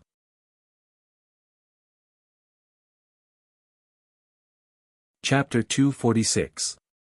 The air here was damp and gloomy. The sky here was always overcast, and no light could be seen. The feeling this place gave off was cold, gloomy, and hopeless. The power of darkness that assaulted them made Gu Xingyin feel as if she couldn't breathe. She was born with the body of light, so she had a natural aversion to this place. The land of doom. Gu Xingyin quickly understood what this place was based on the memories in his mind. This was exactly the same as the land of calamity that God had used to banish the demons. Carlos, who had followed closely behind, had an unsightly expression. Clearly, he had also realized what this place was. The two of them realized the severity of the situation. The demons actually already had a teleportation formation to leave the land of calamity. Didn't this mean that the shackles of the endless abyss no longer existed for the demons? As long as the demons were willing, they could come to the Wuxia continent at any time. In other words, the citizens of the Wuxia continent were in danger of being attacked by the demons at any time. Two honored guests, welcome to the land of calamity. A feminine voice sounded in this land. Gu Xingyin raised her head. A demon with long dark purple hair appeared in front of the two of them. A high-ranked demon. Gu Xingyin looked at this handsome demon with two horns on his head. The demon race was divided into ranks. The higher the rank of the demon race, the more handsome they would be. Moreover, the distinctive feature of a high-level demon race was that they would grow a pair of demon horns on their heads, which meant that their bloodline and strength were very powerful. The Holy Maiden of the Light Church, commander of the Knights of Light. The high-grade fiend smiled faintly. The innate charm of the demon race filled his face with a unique androgynous charm. Gu Xingyin's heart trembled. He had discovered their existence so quickly, and even called out their names so clearly. It was very likely that they had been discovered as soon as they arrived. Her expression turned cold. The demons have been banished to the land of calamity, and will never be able to enter the Wuxia continent. This is God's will. Are you demons trying to go against God's will? God. The demon sneered, in the eyes of the God of light, there are only his believers. He only detests us demons. He is not a god of our demon race. He looked at Gu Xingyin and Carlos with bloodthirsty eyes. Just nice. A holy maiden of the luminous church and a commander of the Knights of Light. I'll capture you and use you as sacrifices for my God to return to the human world. As his voice fell, countless demons rushed out from the darkness and attacked the two of them. Carlos unsheathed his sword immediately. Saintess, stand behind me. Gu Xingyin raised her scepter. I am not a woman who can only hide behind others in times of danger. Carlos was stunned for a moment before he smiled and said, all right, Carlos is fortunate to be able to fight alongside the Holy Maiden. The power of light that was incompatible with the land of calamity surged out, burning and corroding those low-level demons, and turning them into ashes in the worst case. It looked like the two of them were crushing the demons, but in reality, Gu Xingyin knew that the situation was not good. There was an endless stream of demons in the land of calamity, but she and Carlos had no way of absorbing the power of light to replenish themselves. If this continued, the two of them would die sooner or later. Gu Xingyin couldn't help but complain, "System, didn't you say that the difficulty of the mission was very easy and that the completion rate was 100%?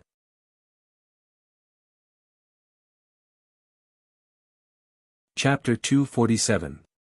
The system said, "The difficulty of this mission is indeed simple." Gu Xingyin's body flickered, and a holy light technique flew over, burning a demon that attacked from behind into ashes. The system was speechless. It silently took back its words, and hid in a corner, pretending to be dead. Gu Xingyin thought.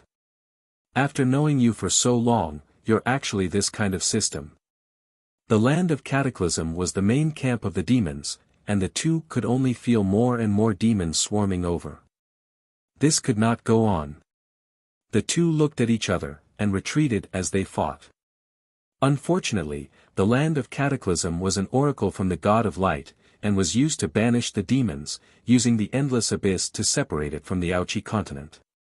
They did not know what method the demons used to cross the endless abyss to teleport to the Ouchi continent, but Gu Xingyin and Carlos could not return to the Ouchi continent at this time.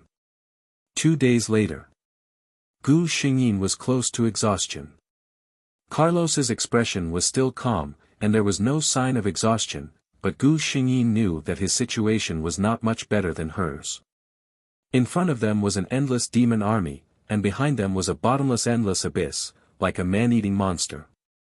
The high-level demon looked at the two of them with a smile, as if he was looking at two rabbits that had fallen into his net.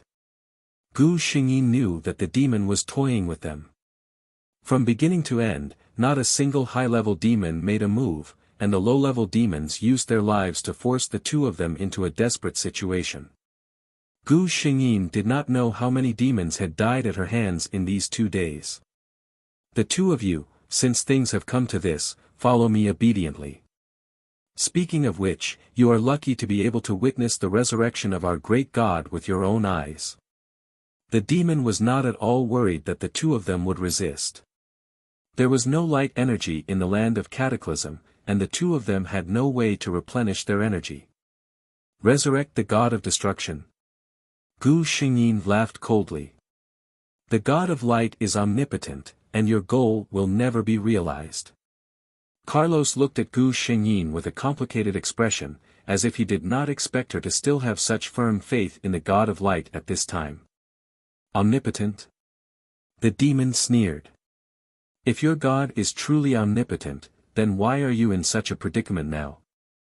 Gu Xingyin seemed to be disdainful of him. "Don't try to shake my faith with these useless words." She glanced at Carlos and suddenly said, "My scepter still has some power of light left. I will try to use it to tear the space here later. Take this opportunity to leave. If you can return to the Ouchi continent, you must tell the Holy See about the demon's scheme. If, then let's leave everything to fate." Carlos's expression changed. "What about you?" Gu Xingyin smiled but did not speak.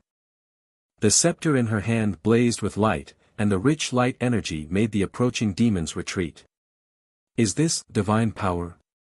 The high-grade devilish being's expression changed.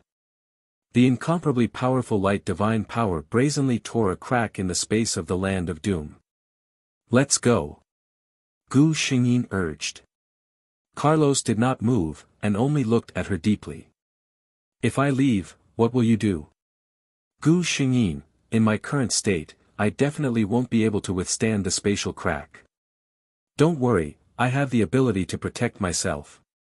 Carlos did not believe her words at all. The two of them had been forced to this point. If she really had the ability to protect herself, would she have waited until now to reveal it?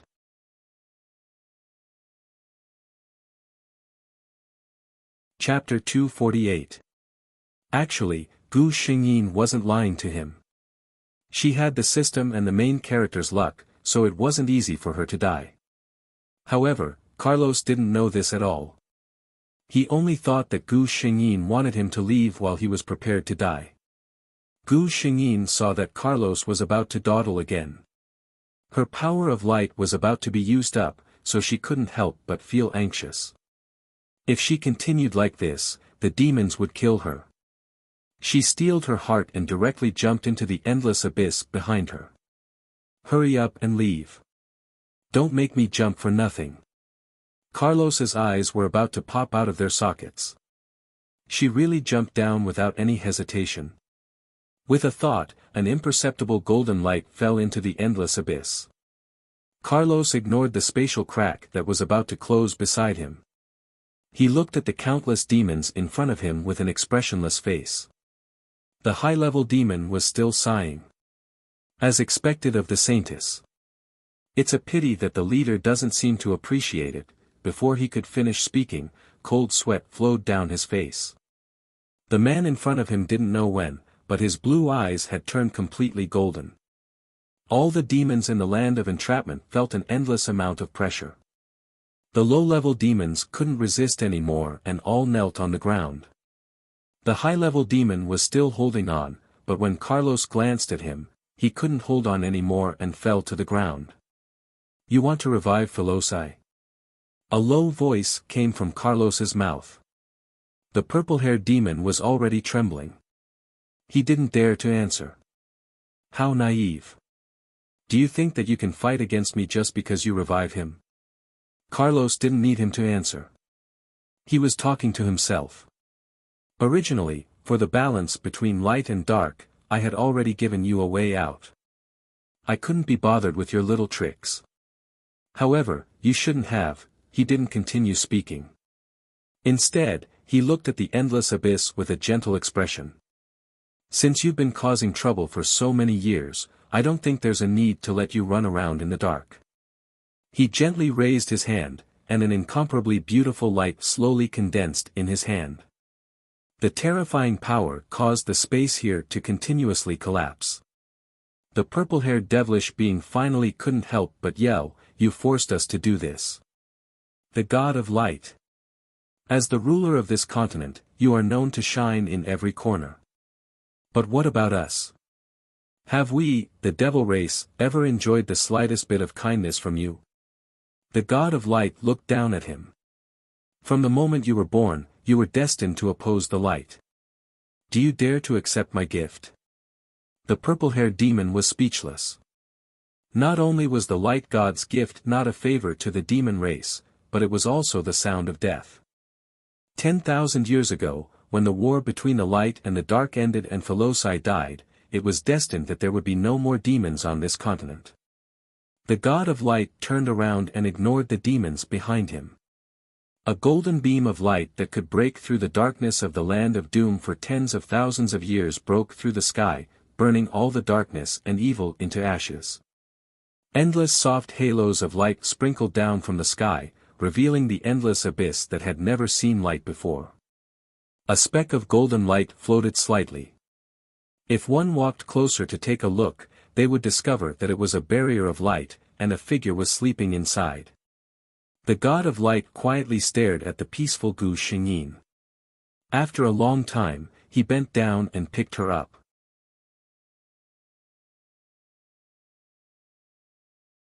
Chapter 249. Gu Xingyin woke up to a strange fragrance. She opened her eyes and saw a beautiful scene that she had never seen before. Countless flowers that she could not name were blooming passionately, and the fragrance came from them. But this was not what surprised her.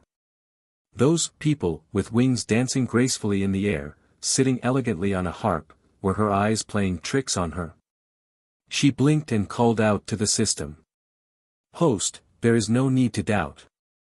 You are now in the heavenly realm of this world." The system replied. Heavenly realm? Hathaway's memory came online. Wasn't this the legendary place where the gods lived? Then those Gu Xingyin looked at those people with snow-white wings. Were they really angels? Did she fail her mission and come to the heavenly realm after dying in the endless abyss? Gu Xingyin started to worry if she had failed her mission.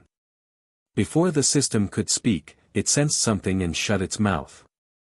The God of Light looked at his believer sitting there in shock, obviously not understanding the situation in front of him. He waved his hand to dismiss the curious angels and walked to the side of Gu Xingyin, who was still in a daze. Gu Xingyin sensed the person's aura and looked over subconsciously. Then, she was stunned. She had never seen such a good-looking person. No, it should be God. Even if Gu Xingyin had never seen the true face of the God of Light before, at this moment, she could confirm with one look that this strange man was the God of Light. The power of faith that the system gathered for her showed its effect. Almost at the same time that she recognized the God of Light, Gu Xingyin became excited. She opened her mouth slightly, and her delicate little face was full of confusion. She stared at the man in front of her, as if she could not believe that she was lucky enough to see God. For a moment, she even forgot to bow. Fortunately, the God of Light did not pursue her improper behavior. In fact, he was in a good mood to see his usually gentle and calm believer staring at him in a daze. This was also a kind of affirmation of her charm, wasn't it? The chuckle from the God of Light brought Gu Xingyin back to her senses. Her face flushed red as she hurriedly got up to apologize. The God of Light extended a hand to support her. No need to be so courteous. A familiar lotus fragrance lingered around Gu Xingyin's body. She was a little stunned. The lover of this life was actually a god. Shocked once again, Gu Xingyin followed the God of Light's instructions and sat back down. The God of Light laughed as he looked at the silly look on his follower's face. He looked extremely obedient, and there was no trace of the vigor he had when he sacrificed himself to save his companions in the land of woe. Thinking of this, the God of Light became unhappy again. Although Carlos was just one of his incarnations, the God of Light was still upset at the thought of her dying to save him. A noble god would never admit to being jealous of himself. Gu Xingyin finally digested the fact that her lover was her boss. She looked at the God of Light again, and her mood became inexplicably better. With such a cheat in hand, in this world, what mission would she have to worry about not being able to complete? No wonder the system said those words before.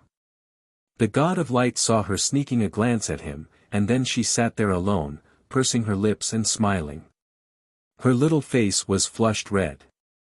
His mood also became better.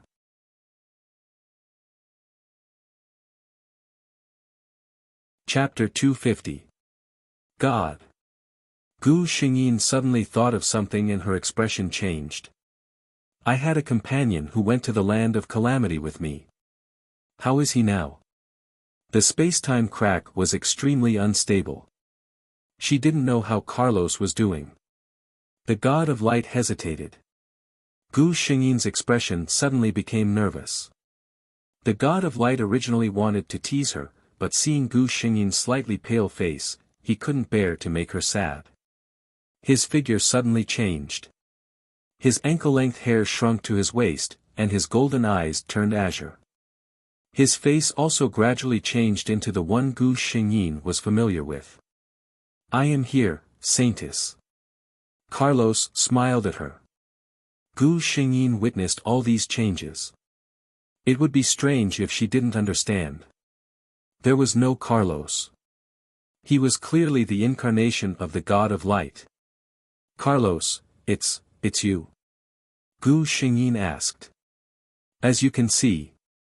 The God of Light smiled and returned to his original appearance. Seeing Gu Xingyin's shocked expression, the God of Light once again threw out a bombshell. Carlos admires Hathaway. Do you know about this? Gu Xingyin's face suddenly turned red. Of course she knew about this. However, if it was just Carlos, she would definitely reject him without hesitation. However, Carlos was the God of Light, what should she say? The God of Light didn't give her a chance to answer. he spoke again. I, the god of light, Ulysses, love you. Are you willing to accept my feelings? The world of gods was just that simple and crude. He was never stingy with letting her know what he liked. No citizen of the Wuxia continent would refuse the love of the god of light. As a saintess who wholeheartedly served the god of light, Hathaway naturally wouldn't refuse. For Gu Xingyin, she had already accepted countless confessions from her lover. Everything developed naturally. When Gu Xingyin was hugged by the overjoyed god of light, she was still in a daze, thinking that this development was too fast. After that, the passion of a certain 10,000-year-old virgin made her unable to think about anything else. Gu Xingyin's first thought when she woke up was that the energy of a god was indeed incomparable to that of an ordinary mortal. She had no idea how long she had slept. His body was still a little sore. Thinking about it, he knew that there were definitely many scars on his body. At this moment, she was lying in a familiar embrace. Their skin was pressed against each other, and their warmth blended together. Gu Xingyin missed this feeling very much. She opened her eyes and was met with a pair of dazzling golden eyes. God! She was attracted by those abnormally beautiful eyes and couldn't help but want to reach out and touch them. The god of light allowed her hand to play tricks on his face. Call me Ulysses. Gu Xingyin blushed, but she still obediently called out, Ulysses. The god of light smiled. Out of respect, mortals had always called him God and did not dare to call him by his name. However, at this moment, hearing these words from Gu Xingyin's mouth made him feel extremely comfortable. The two of them put on their clothes, and the god of light walked through the heavenly realm with Gu Xingyin. The angels looked curiously at the mortal who was being gently held by the god. In their heavenly realm, there had never been a mortal.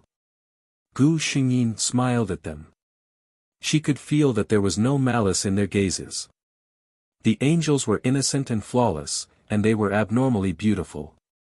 It was difficult for people to have a bad impression of them.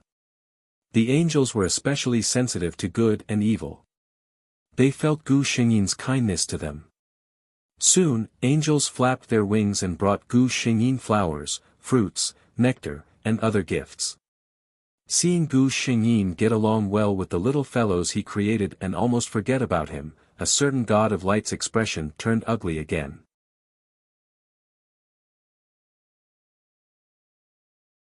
Chapter 251. A certain possessive god secretly warned the angels, and they all left as if they were frightened. What's going on? Gu Xingyin was puzzled. The god of light said casually, oh, maybe they all have things to do. Gu Xingyin was suspicious, but she didn't ask any more questions. The two of them spent a few days in heavenly realm without any sweetness until Gu Xingyin proposed to leave. You still want to go back to the Wuxia continent? The god of light frowned, and seemed unhappy. The two of them had just established their relationship, and it was a sweet time. It was no wonder he was unhappy. I'm the Holy Virgin of the Light Church. I can't just disappear without a trace. Gu Xingyin didn't forget about Heidi's mission. Seeing that her lover was still unhappy, Gu Xingyin had to coax him, anyway, you can see me whenever you want, and you can see me whenever you miss me, right? After coaxing and pestering, the man finally relented. However, before Gu Xingyin left the heavenly realm, he still gave her a hard time. Gu Xingyin was still gnashing her teeth when she returned. Gu Xingyin's return was no doubt a relief to the church's personnel. The Holy Virgin had mysteriously disappeared in the Icefield city, and they could only block the news and secretly send people to investigate. Now, she was finally back. And this time, Gu Xingyin came back with good news. From now on, the Wuxia continent will no longer be threatened by the demon race. This news made everyone rejoice. After the church's personnel confirmed that there were no more demon race auras in the two cities, they began their journey back. During this time, no one asked about Carlos. Gu Xingyin also secretly asked around, and found that no one had any impression of this former commander of the Knights of Light. Saintess, the bath is ready. Heidi walked in quietly. Gu Xingyin loosened his guard and let her take off his robe. Suddenly, he thought of something and said, "You go out. I'll do it myself." Heidi lowered her eyes and left. The moment she closed the door, her eyes revealed undisguised shock. Just now, when she was undressing the holy maiden, she clearly saw that there were two ambiguous red marks on her delicate and fair neck. Such marks were obviously proof of love between a man and a woman. Heidi felt her heart beating like a drum. She was a little nervous, but more than that, she was excited. It was obvious that the holy maiden had encountered something extraordinary during the days she had been missing. If the holy maiden was no longer chaste, Heidi felt her whole body become excited. On the other side, Gu Xingyin was cursing a certain man's lack of self-control in her heart. The marks on her body were, of course, bestowed by the god of light. Not only did that man like to leave marks on her body, he also domineeringly refused to allow her to use magic to remove them. She had almost been seen just now. She let out a long sigh. "Are you cursing me in your heart?" A low voice came from behind her. At the same time, accompanied by the sound of flowing water, a body emitting heat pressed against her. "Why are you here?" Gu Xingyin was surprised. "Didn't you say that if I miss you, I can come and see you any time?" The man chuckled. Gu Xingyin was speechless. Her next words were drowned out by the man's lips. Poor Gu Xingyin. The marks on her body had not been removed, and now there were more.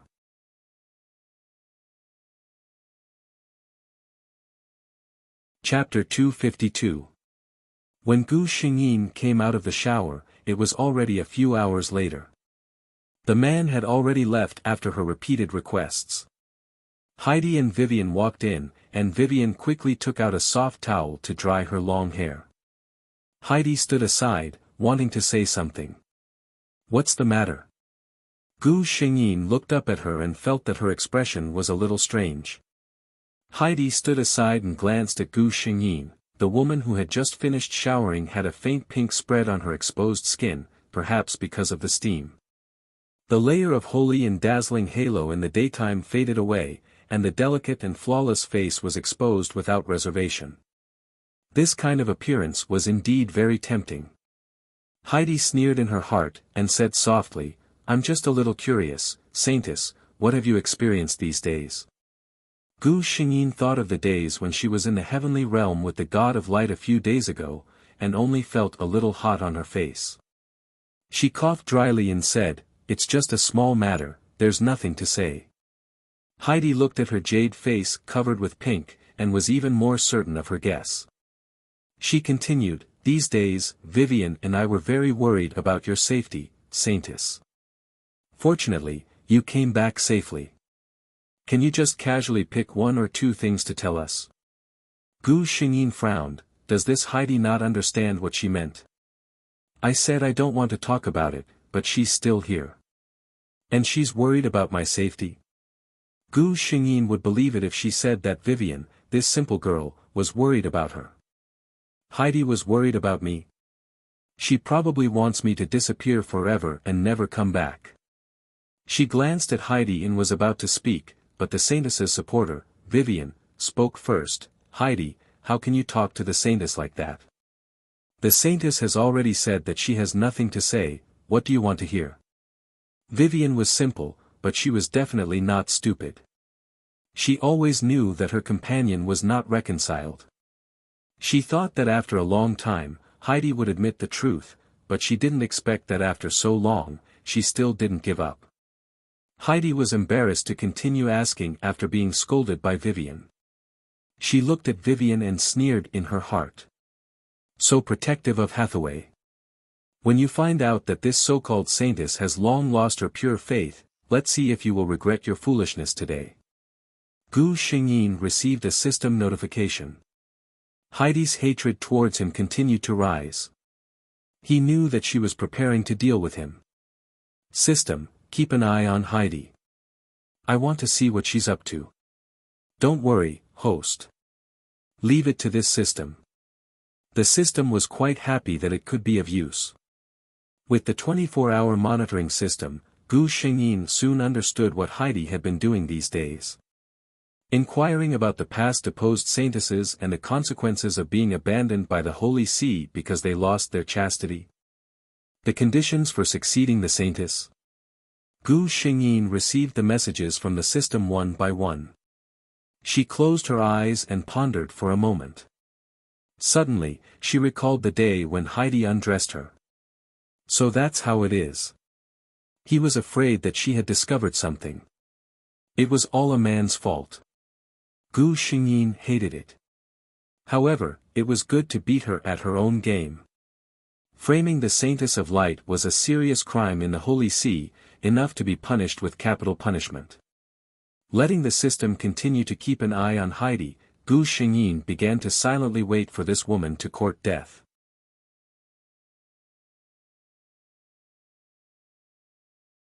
Chapter 253. Heidi didn't do anything for the next half a month. Gu Xingyin knew that she hadn't given up. She was just waiting for the right opportunity.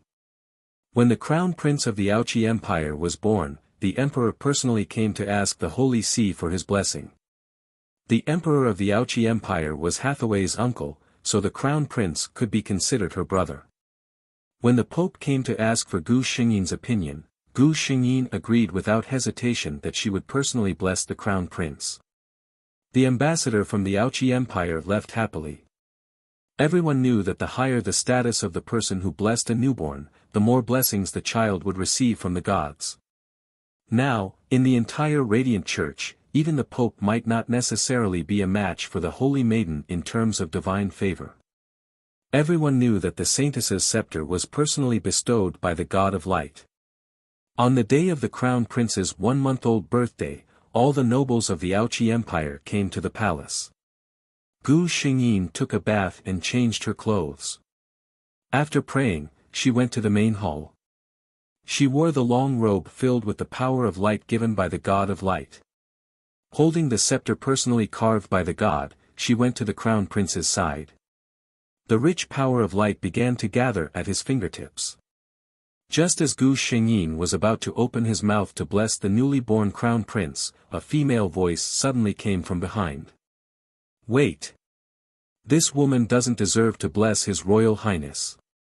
Everyone turned to look at the source of the voice in surprise. The Saintess's maid? Many people recognized Heidi based on her clothes. How dare you? Heidi, do you know what you're saying? Vivian was the first to react and scolded her. The emperor of the Wuxia Empire also looked at Heidi unhappily. It was such an honor for the Saintess to bless her son. What on earth was this woman doing? Heidi sneered inwardly under everyone's questioning and condemning gazes. You're all so protective of her now. You'll regret it when you find out the truth. She stepped out of the crowd and looked at Gu Xingyin with disdain. I said that Hathaway Louise doesn't deserve to bless the crown prince.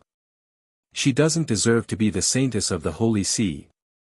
Impudent. The members of the Radiant Church who had come with Gu Xingyin were furious. Openly challenging the authority of the Holy Maiden was a taboo. Gu Xingyin stood in the crowd, looking calm as if Heidi wasn't talking about her. Such self-cultivation made many people admire him endlessly. Heidi looked at this woman who was putting on an act. Humph, let's see if you can still pretend to be so hypocritical later. Honorable Saintess, do you dare to swear to the God of Light that you are still chaste? Heidi stared straight at Gu Xingyin. Sure enough, Gu Xingyin had expected her to do this. Heidi's words caused an uproar. Could it be that the Saintess had broken her precepts? She was the personal maid of the Saintess. Since she said so, many people secretly looked at Gu Xingyin suspiciously. Gu Xingyin's expression didn't change in the face of suspicion. She even smiled lightly. Heidi, do you know how big of a sin it is to smear the image of the Saintess and slander the reputation of the Saintess? Her words made Heidi even more convinced that she was just bluffing. Heidi was full of confidence. She said calmly, God of light, if I, Heidi, had maliciously smeared the reputation of the saintess, then let me be roasted by the holy fire and never be redeemed.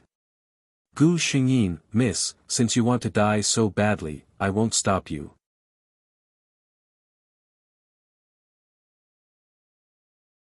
Chapter 254. She chuckled and bowed to the only statue of the God of Light in the hall. God of Light, your most loyal believer, Hathaway Louise, swears to dedicate my purest body and soul to you. If I betray you, let my body be punished by God and never be redeemed. The God of Light rested his chin on his hand as he watched his believer deceive him. She said to dedicate her body and soul to God, but she didn't mention anything about her chastity. The God of Light laughed as he recalled how she was full of weird expressions in private, completely different from the holy and dignified person in front of him. How could she be so cute? The entire hall was silent, and only Gu Xingyin's clear voice could be heard echoing unhurriedly in the hall. The high and mighty statue didn't move at all. Gu Xingyin turned around and looked at Heidi calmly. Heidi's eyes widened. Impossible, this is impossible. I saw it with my own eyes. She threw herself in front of the God of Light statue and prayed to God, God, you must have been deceived by this woman. I saw it with my own eyes, she is no longer chaste, she. Ah! To everyone's astonishment, streaks of ethereal golden divine flames began to burn on her body.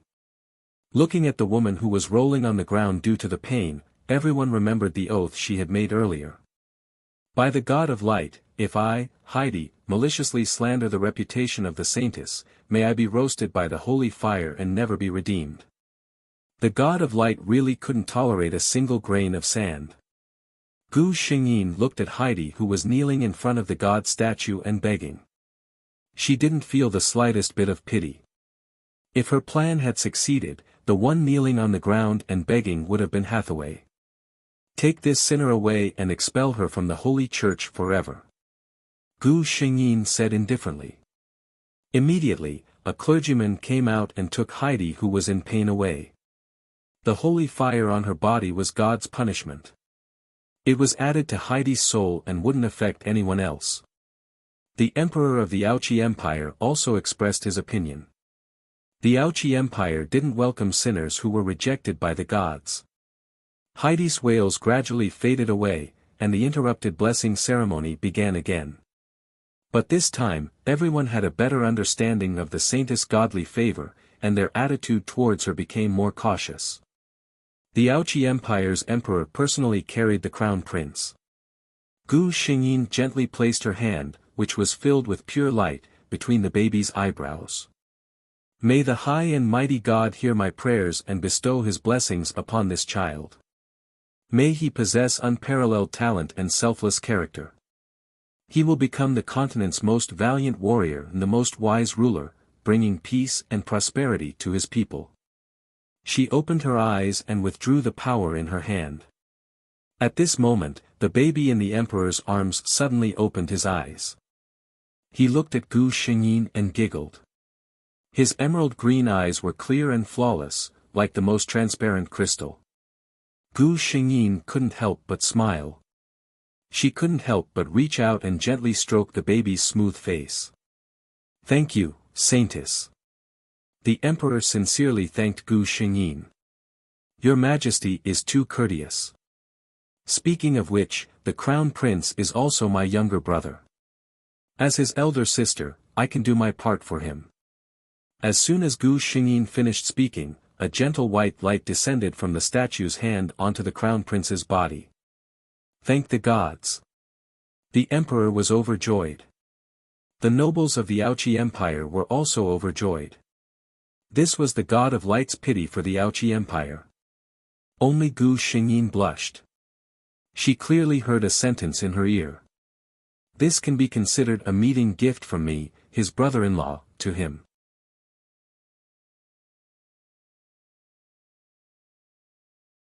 Chapter 255. The Saintess of Light, Hathaway Louise, was greatly favored by the God of Light. When she represented the Holy Church in patrolling the Ouchi continent, as long as she went to a place, within 3 years, that place would be blessed with good weather and full of vitality. Everyone said that she was definitely a messenger sent by God to the Ouchi continent to spread God's gospel.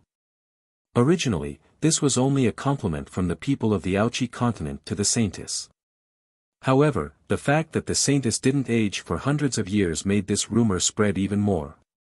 She personally blessed Emperor Charlemagne of the Ouchi Empire, who was also the newly born crown prince, and just as she predicted, he grew into a man of indomitable spirit. Emperor Charlemagne was known as the greatest emperor of the Ouchi Empire. Under his leadership, this ancient empire was like a lion awakening from its slumber, making the entire continent feel a shocking power.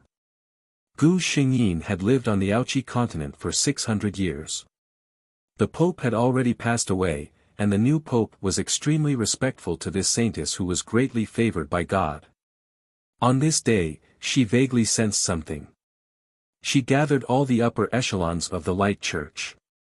The young and charming saintess smiled as gently as ever. She said, "Recently, I have already felt the call from God.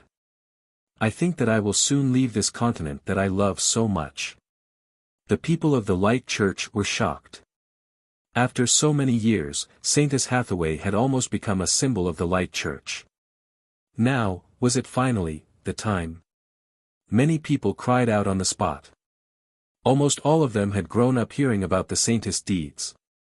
After joining the Light Church, they had always worshipped this legendary figure. They had never thought that even though the saintess didn't age for hundreds of years, she was actually just an ordinary person. Since she was an ordinary person, she would have to leave one day.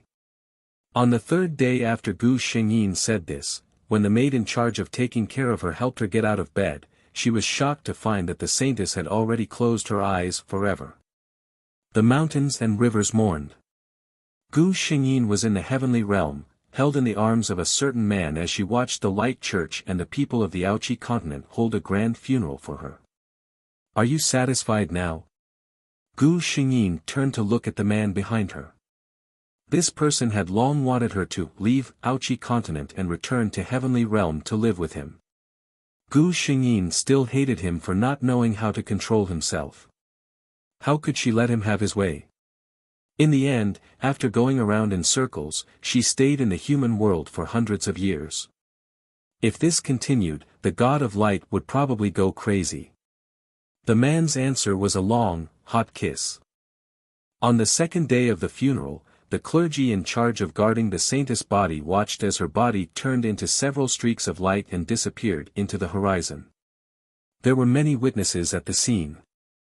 After the news spread out, everyone said that the saintess was summoned by the gods and went to the legendary heavenly realm, which was blissful and worry-free.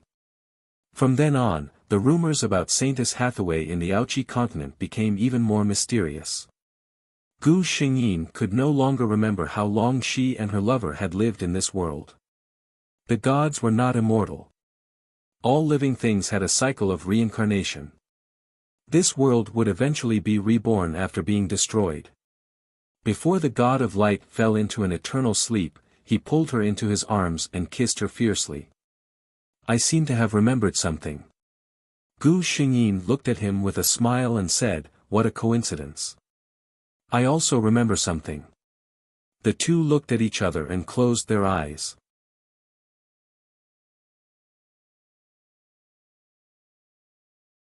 Chapter 256. When Gu Xingyin was about to enter the next world, the system reminded her, "Host, it is recommended that you be mentally prepared." Gu Xingyin was suspicious. "What's the matter? Is the next world very difficult?" "System, the environment is harsh." Before Gu Xingyin had time to ask the system what it meant by harsh environment, she found herself in another place. Gu Xingyin. Ever since my soul became strong enough, the system wasn't gentle to me at all. It clearly gave me a warm reminder before transferring memories. Before she opened her eyes, she found that the surroundings were very bumpy. When she opened her eyes, Gu Xingyin found that her hands and feet were tied and thrown into the back seat of a car. It took her a while to digest the plot.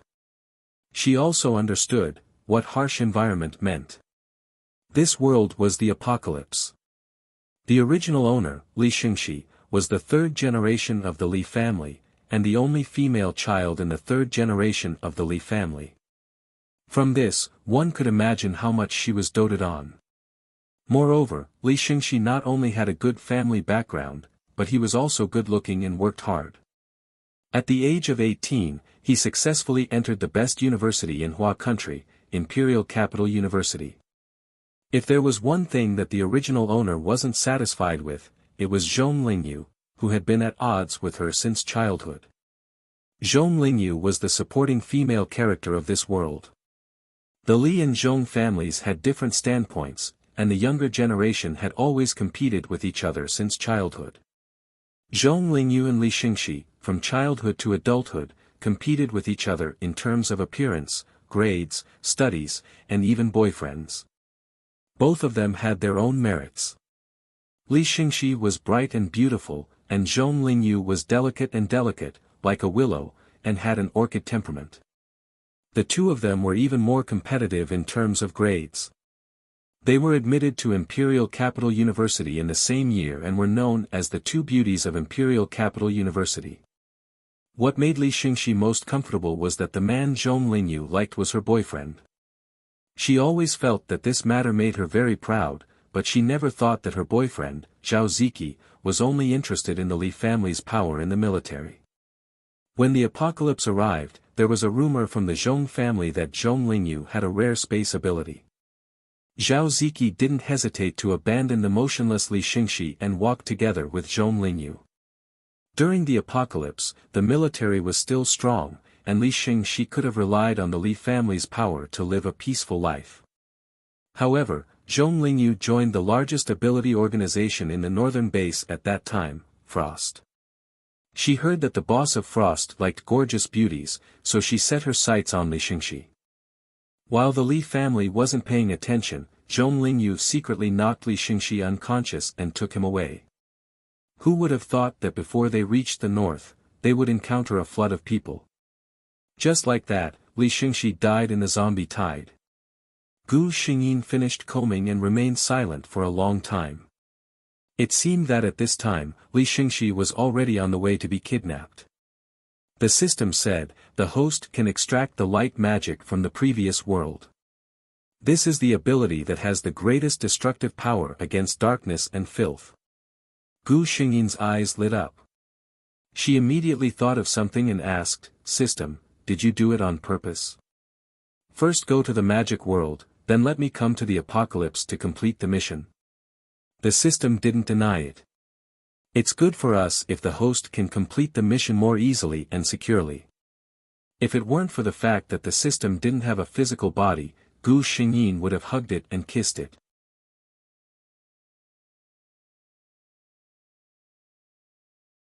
Chapter 257. The system's actions were very fast. Gu Xingyin closed her eyes and felt the abundant light demonic power in her body. In this way, at least she had the power to protect herself in the apocalypse. At this time, the car shook and stopped. Get up and eat. A voice obviously said to Gu Xingyin. She opened her eyes and glanced at the man who spoke. She knew this person. His name was Qiao Cheng. He was one of the 3 people sent by Zhong Lingyu to kidnap Li Xingxi. He was also the only one who treated her kindly. The other 2 people looked at Gu Xingyin with unfriendly eyes.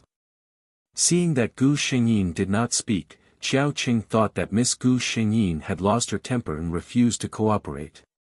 He sighed and said, It's useless for you to do this. We've already taken you out of the base in the capital. You're just an ordinary person. Even if you escape, you can't go back alive in this world, right? Gu Xingyin was silent for a while and said, Help me untie the rope. Qiao Cheng hesitated. Gu Xingyin sneered. What? Are you worried that I, an ordinary person without the strength to truss a chicken, can escape under the eyes of you 3 people with abilities? At this time, the fat man in the driver's seat said, "You little girl have a big temper.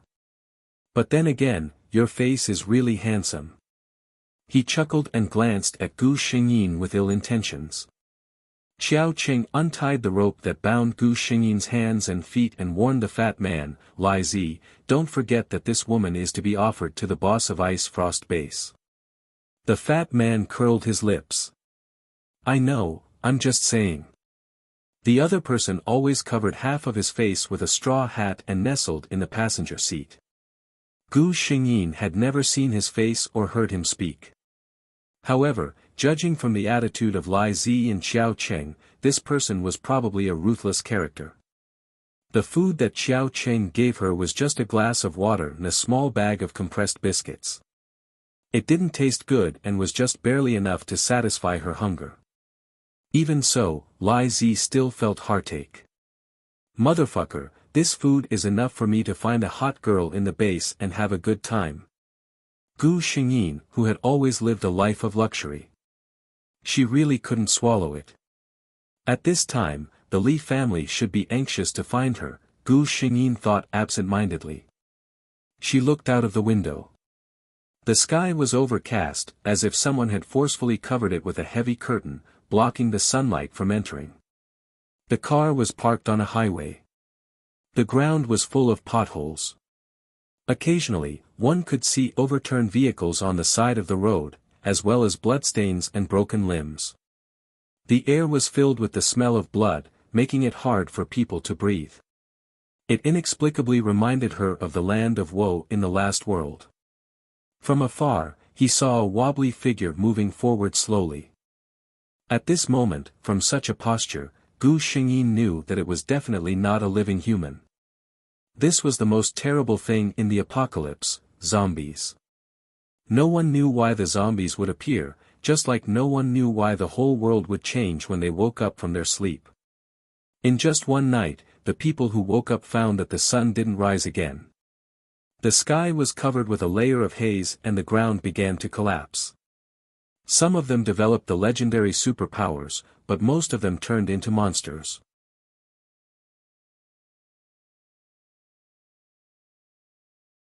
Chapter 258.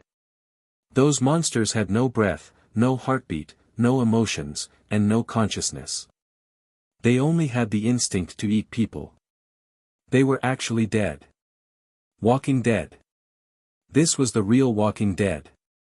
This kind of creature was now collectively known as zombies. Zombies fed on the living.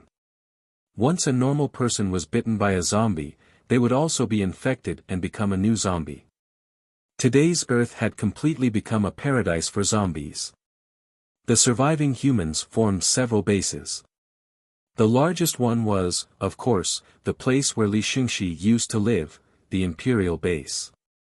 The world's top scientists and biologists gathered there, as well as the world's most powerful politicians. Secondly, there were bases built by some powerful superpowered people. In fact, the most famous one was Frost in the north. It was said that Thunder, the ruler of Frost in the north, was not only a rare mutated thunder superpower, but also the only king-level superpower on Earth. Moreover, he had gathered a large number of loyal subordinates. In terms of high-end combat power, even the Imperial Base might not be comparable to Frost. Gu Xingyin browsed through the information provided by the system and felt more and more that this Thunder was very likely to be her lover. After all, in every world, her lover was almost the coolest and most domineering one. Of course, she still had to wait until she saw the real person to confirm the situation. Gu Xingyin sorted out the plot and counted the days. About 4 days later, her group would encounter a zombie tide. What was a zombie tide? Hundreds and thousands of zombies migrated en masse. With the strength of her group, it was too easy to be swallowed by the excited zombie tide. She had to find a way to avoid this, Gu Xingyin thought to herself. Who sent you to catch me? Gu Xingyin suddenly asked while biting the compressed biscuit. Xiao Cheng was stunned for a moment, but the driver laughed. TSK. Why do you care where we came from? You just need to be obedient. Unexpectedly, Gu Xingyin's expression was unusually calm. I heard you guys talking. It seems that you want to give me to Thunder, the person in charge of Frost. Someone instigated you to do this, right? What kind of benefits can you get from this? The person who had been sitting on the passenger seat with half of his face covered by a hat suddenly moved. His sharp gaze scrutinized Gu Xingyin. Gu Xingyin's expression did not change as he endured his scrutiny. She already knew who this man was, Thunder's confidant, an ice ability user, Leng Han. When Gu Xingyin heard this name from the system for the first time, her expression was B. What kind of parents would be so heartless as to give their child, especially their son, such a name? Of course, although this ice-cold name was strange, his strength was solid. In the entire Hua country, there were no more than 10 ice ability users who were close to the 9th level. No one answered Gu Xingyin's question. She didn't take it seriously and said to herself, Lotzi, your fire ability is at level 4. Did that woman Zhong Lingyu send you to knock me out and take me away? Xiao Cheng, water ability martial arts, a free ability user from Frost Base. This mission was a temporary commission. She didn't care about the shocked expressions of the two people and slowly looked at the last person. Your Excellency. Do you also need me to reveal your identity?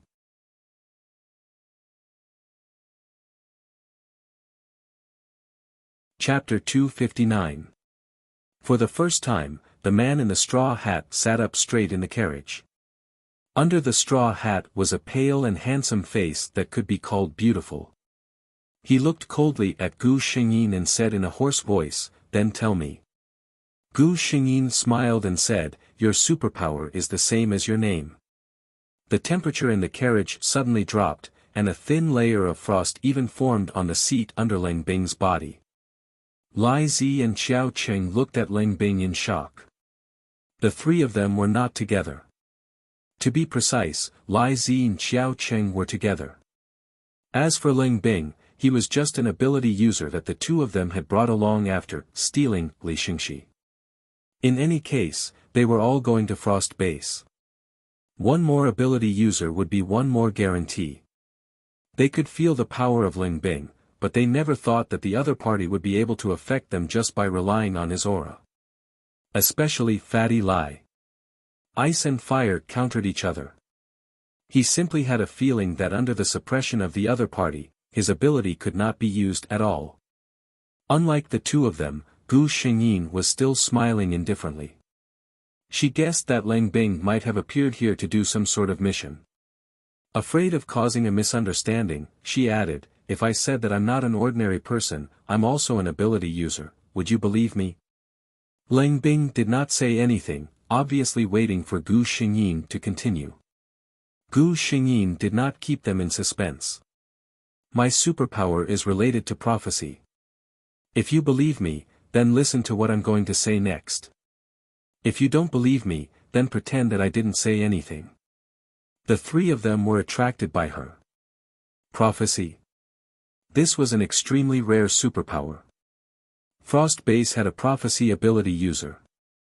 She could not foresee the details of things, but she had a certain sense of good and bad luck. Even so, that ability user was heavily protected by Thunder. Hearing Gu Xingyin say that she had awakened a prophecy ability, the few of them had different reactions. He always had an icy face, and no one could tell what he was thinking except for himself. Lai Zi was stunned for a moment before he sneered and said, The eldest daughter of the Li family didn't awaken her superpower. This is something that the entire Imperial base knows. If you want to make up something, make up a more reliable one. Xiao Qing glanced at Gu Xingyin. Although he didn't say anything, his eyes showed that he didn't believe her. Gu Xingyin didn't look at them. She only stared coldly and said word by word, For days later, there will be a zombie tide on the national road we are on. TSK. Lai Zi was the first to speak. I thought you were going to say something. Zombie horde? How long has it been since the apocalypse? I've never seen a zombie horde. You just opened your mouth and the zombie horde is here. Shut up. Gu Xingyin was impatient with this fatty. I've already said it. If you don't believe me, just pretend I didn't say anything. She looked at him coldly. How about we make a deal? She coldly raised her eyebrows and looked at the calm girl. She rarely nodded. Speak. Let's change our route. You send me back to the Imperial base. Gu Xingyin ignored Li Zi and Xiao Cheng's widened eyes and continued, 4 days later, you will see the results. If I'm not wrong, it's equivalent to saving your life. Lang Han felt that this woman was crazy. Why do you think I will agree?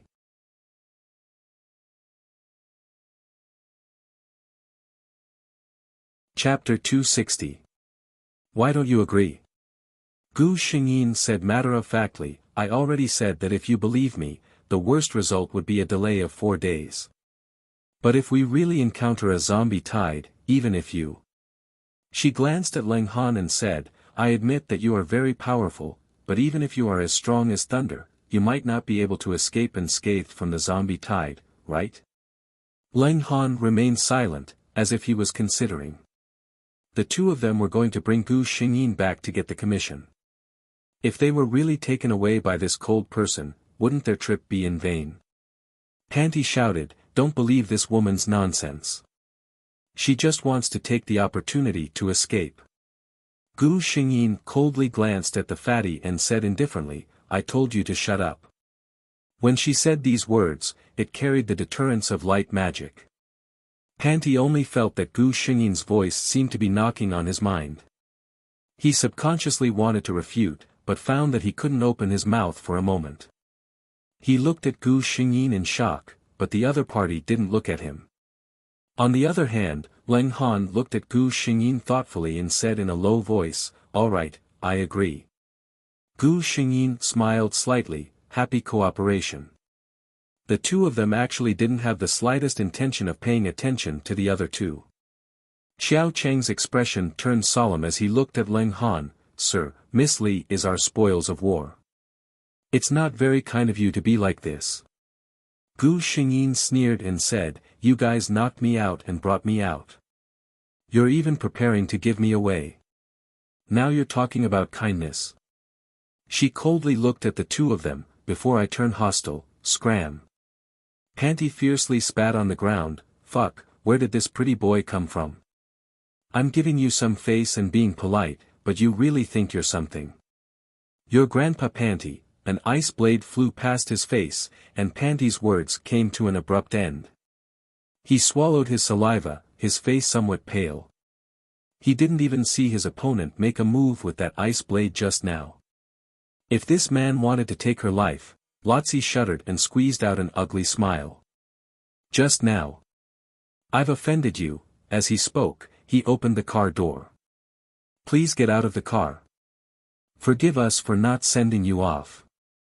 Gu Xingyin smiled faintly. Who said we're getting off? The smile on his face froze.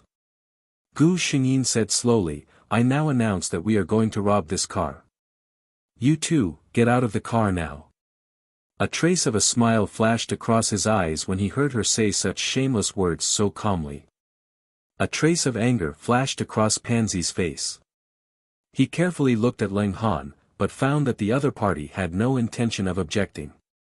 Even if they drove, it would take at least 10 days to reach Frost Base. If they walked, Lotzi hesitated, but Xiao Qing sighed and got out of the car first.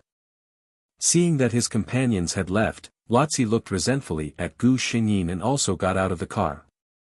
Gu Xingyin suddenly called out to Xiao Qing, remember to take another path. Xiao Qing didn't say anything. He just lowered his head and walked forward. With your strength, these two people shouldn't be able to catch you. There were only 2 people left in the car, so he suddenly said coldly. He looked at Gu Xingyin with a trace of inquiry in his eyes. This Miss Li seemed to be different from the rumors.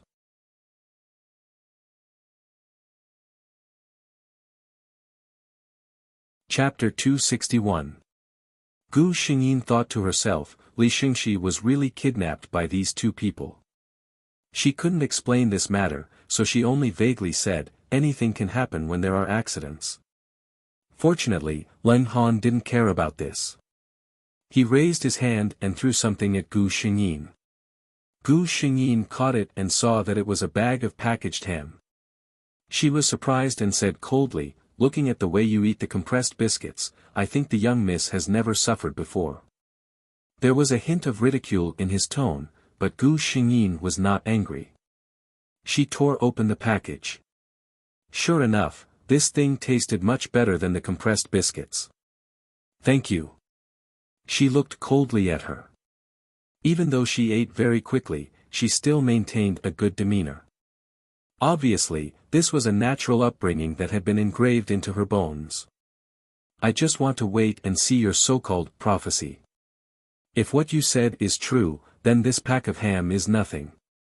Of course, Gu Xingyin could hear the cold words, but there was no accident in this kind of thing, right?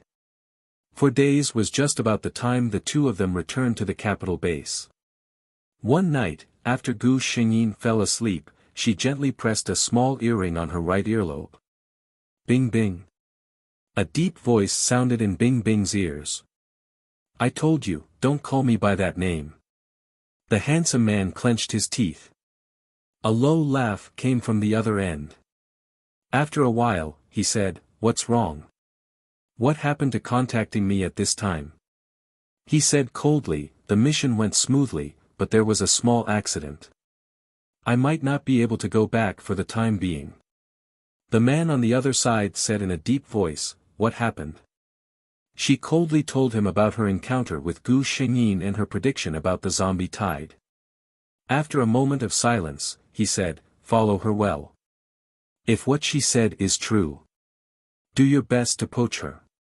He turned off the communication and smiled coldly. She was the young miss of the Li family in the capital base. How could it be so easy to poach her? He didn't notice that not far behind him, a tiny light spot was floating on a leaf. Even if Leng Han saw this kind of light, he would probably think that it was a firefly. In the apocalypse, there weren't many of these little things. Gu Xingyin was not surprised that Leng Han would tell Lei Ting about this. What she wanted was Lei Ting's attention to her. In the distant north, a man stood by the window, still thinking about the news that had been sent back coldly. Li Xingxi. That's interesting. The cold moonlight shone through the window onto his face, outlining a determined and handsome face. It was as if he was the work of an ancient Greek sculptor. The lines on the man's face were cold and firm. His gaze was as sharp as an eagle's. Anyone who was targeted by him would have no room to escape. What are you doing? He looked coldly at the neatly dressed Gu Xingyin in surprise. Night vigil. Gu Xingyin looked at him strangely and instantly understood what he meant. Are you afraid that I'll sneak away while you're asleep? Gu Xingyin said, don't worry, the most powerful ice ability user on Earth right now. I won't be willing to throw away such a powerful bodyguard before returning to the capital base.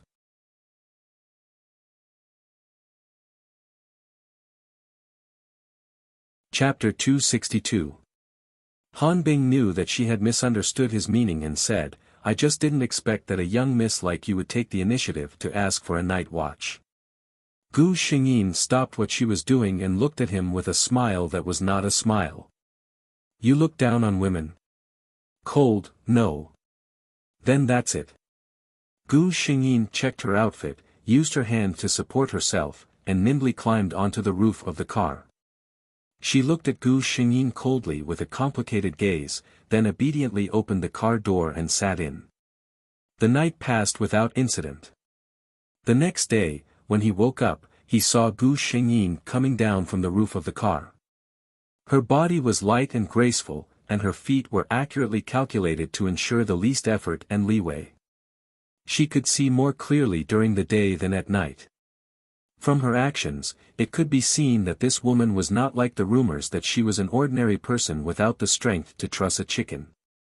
Not to mention her special ability, just the move she casually showed was not something that could be done by someone who was not trained in martial arts. Gu Xingyin smiled, Her body had been modified by the system, and her data was close to the peak of ordinary humans.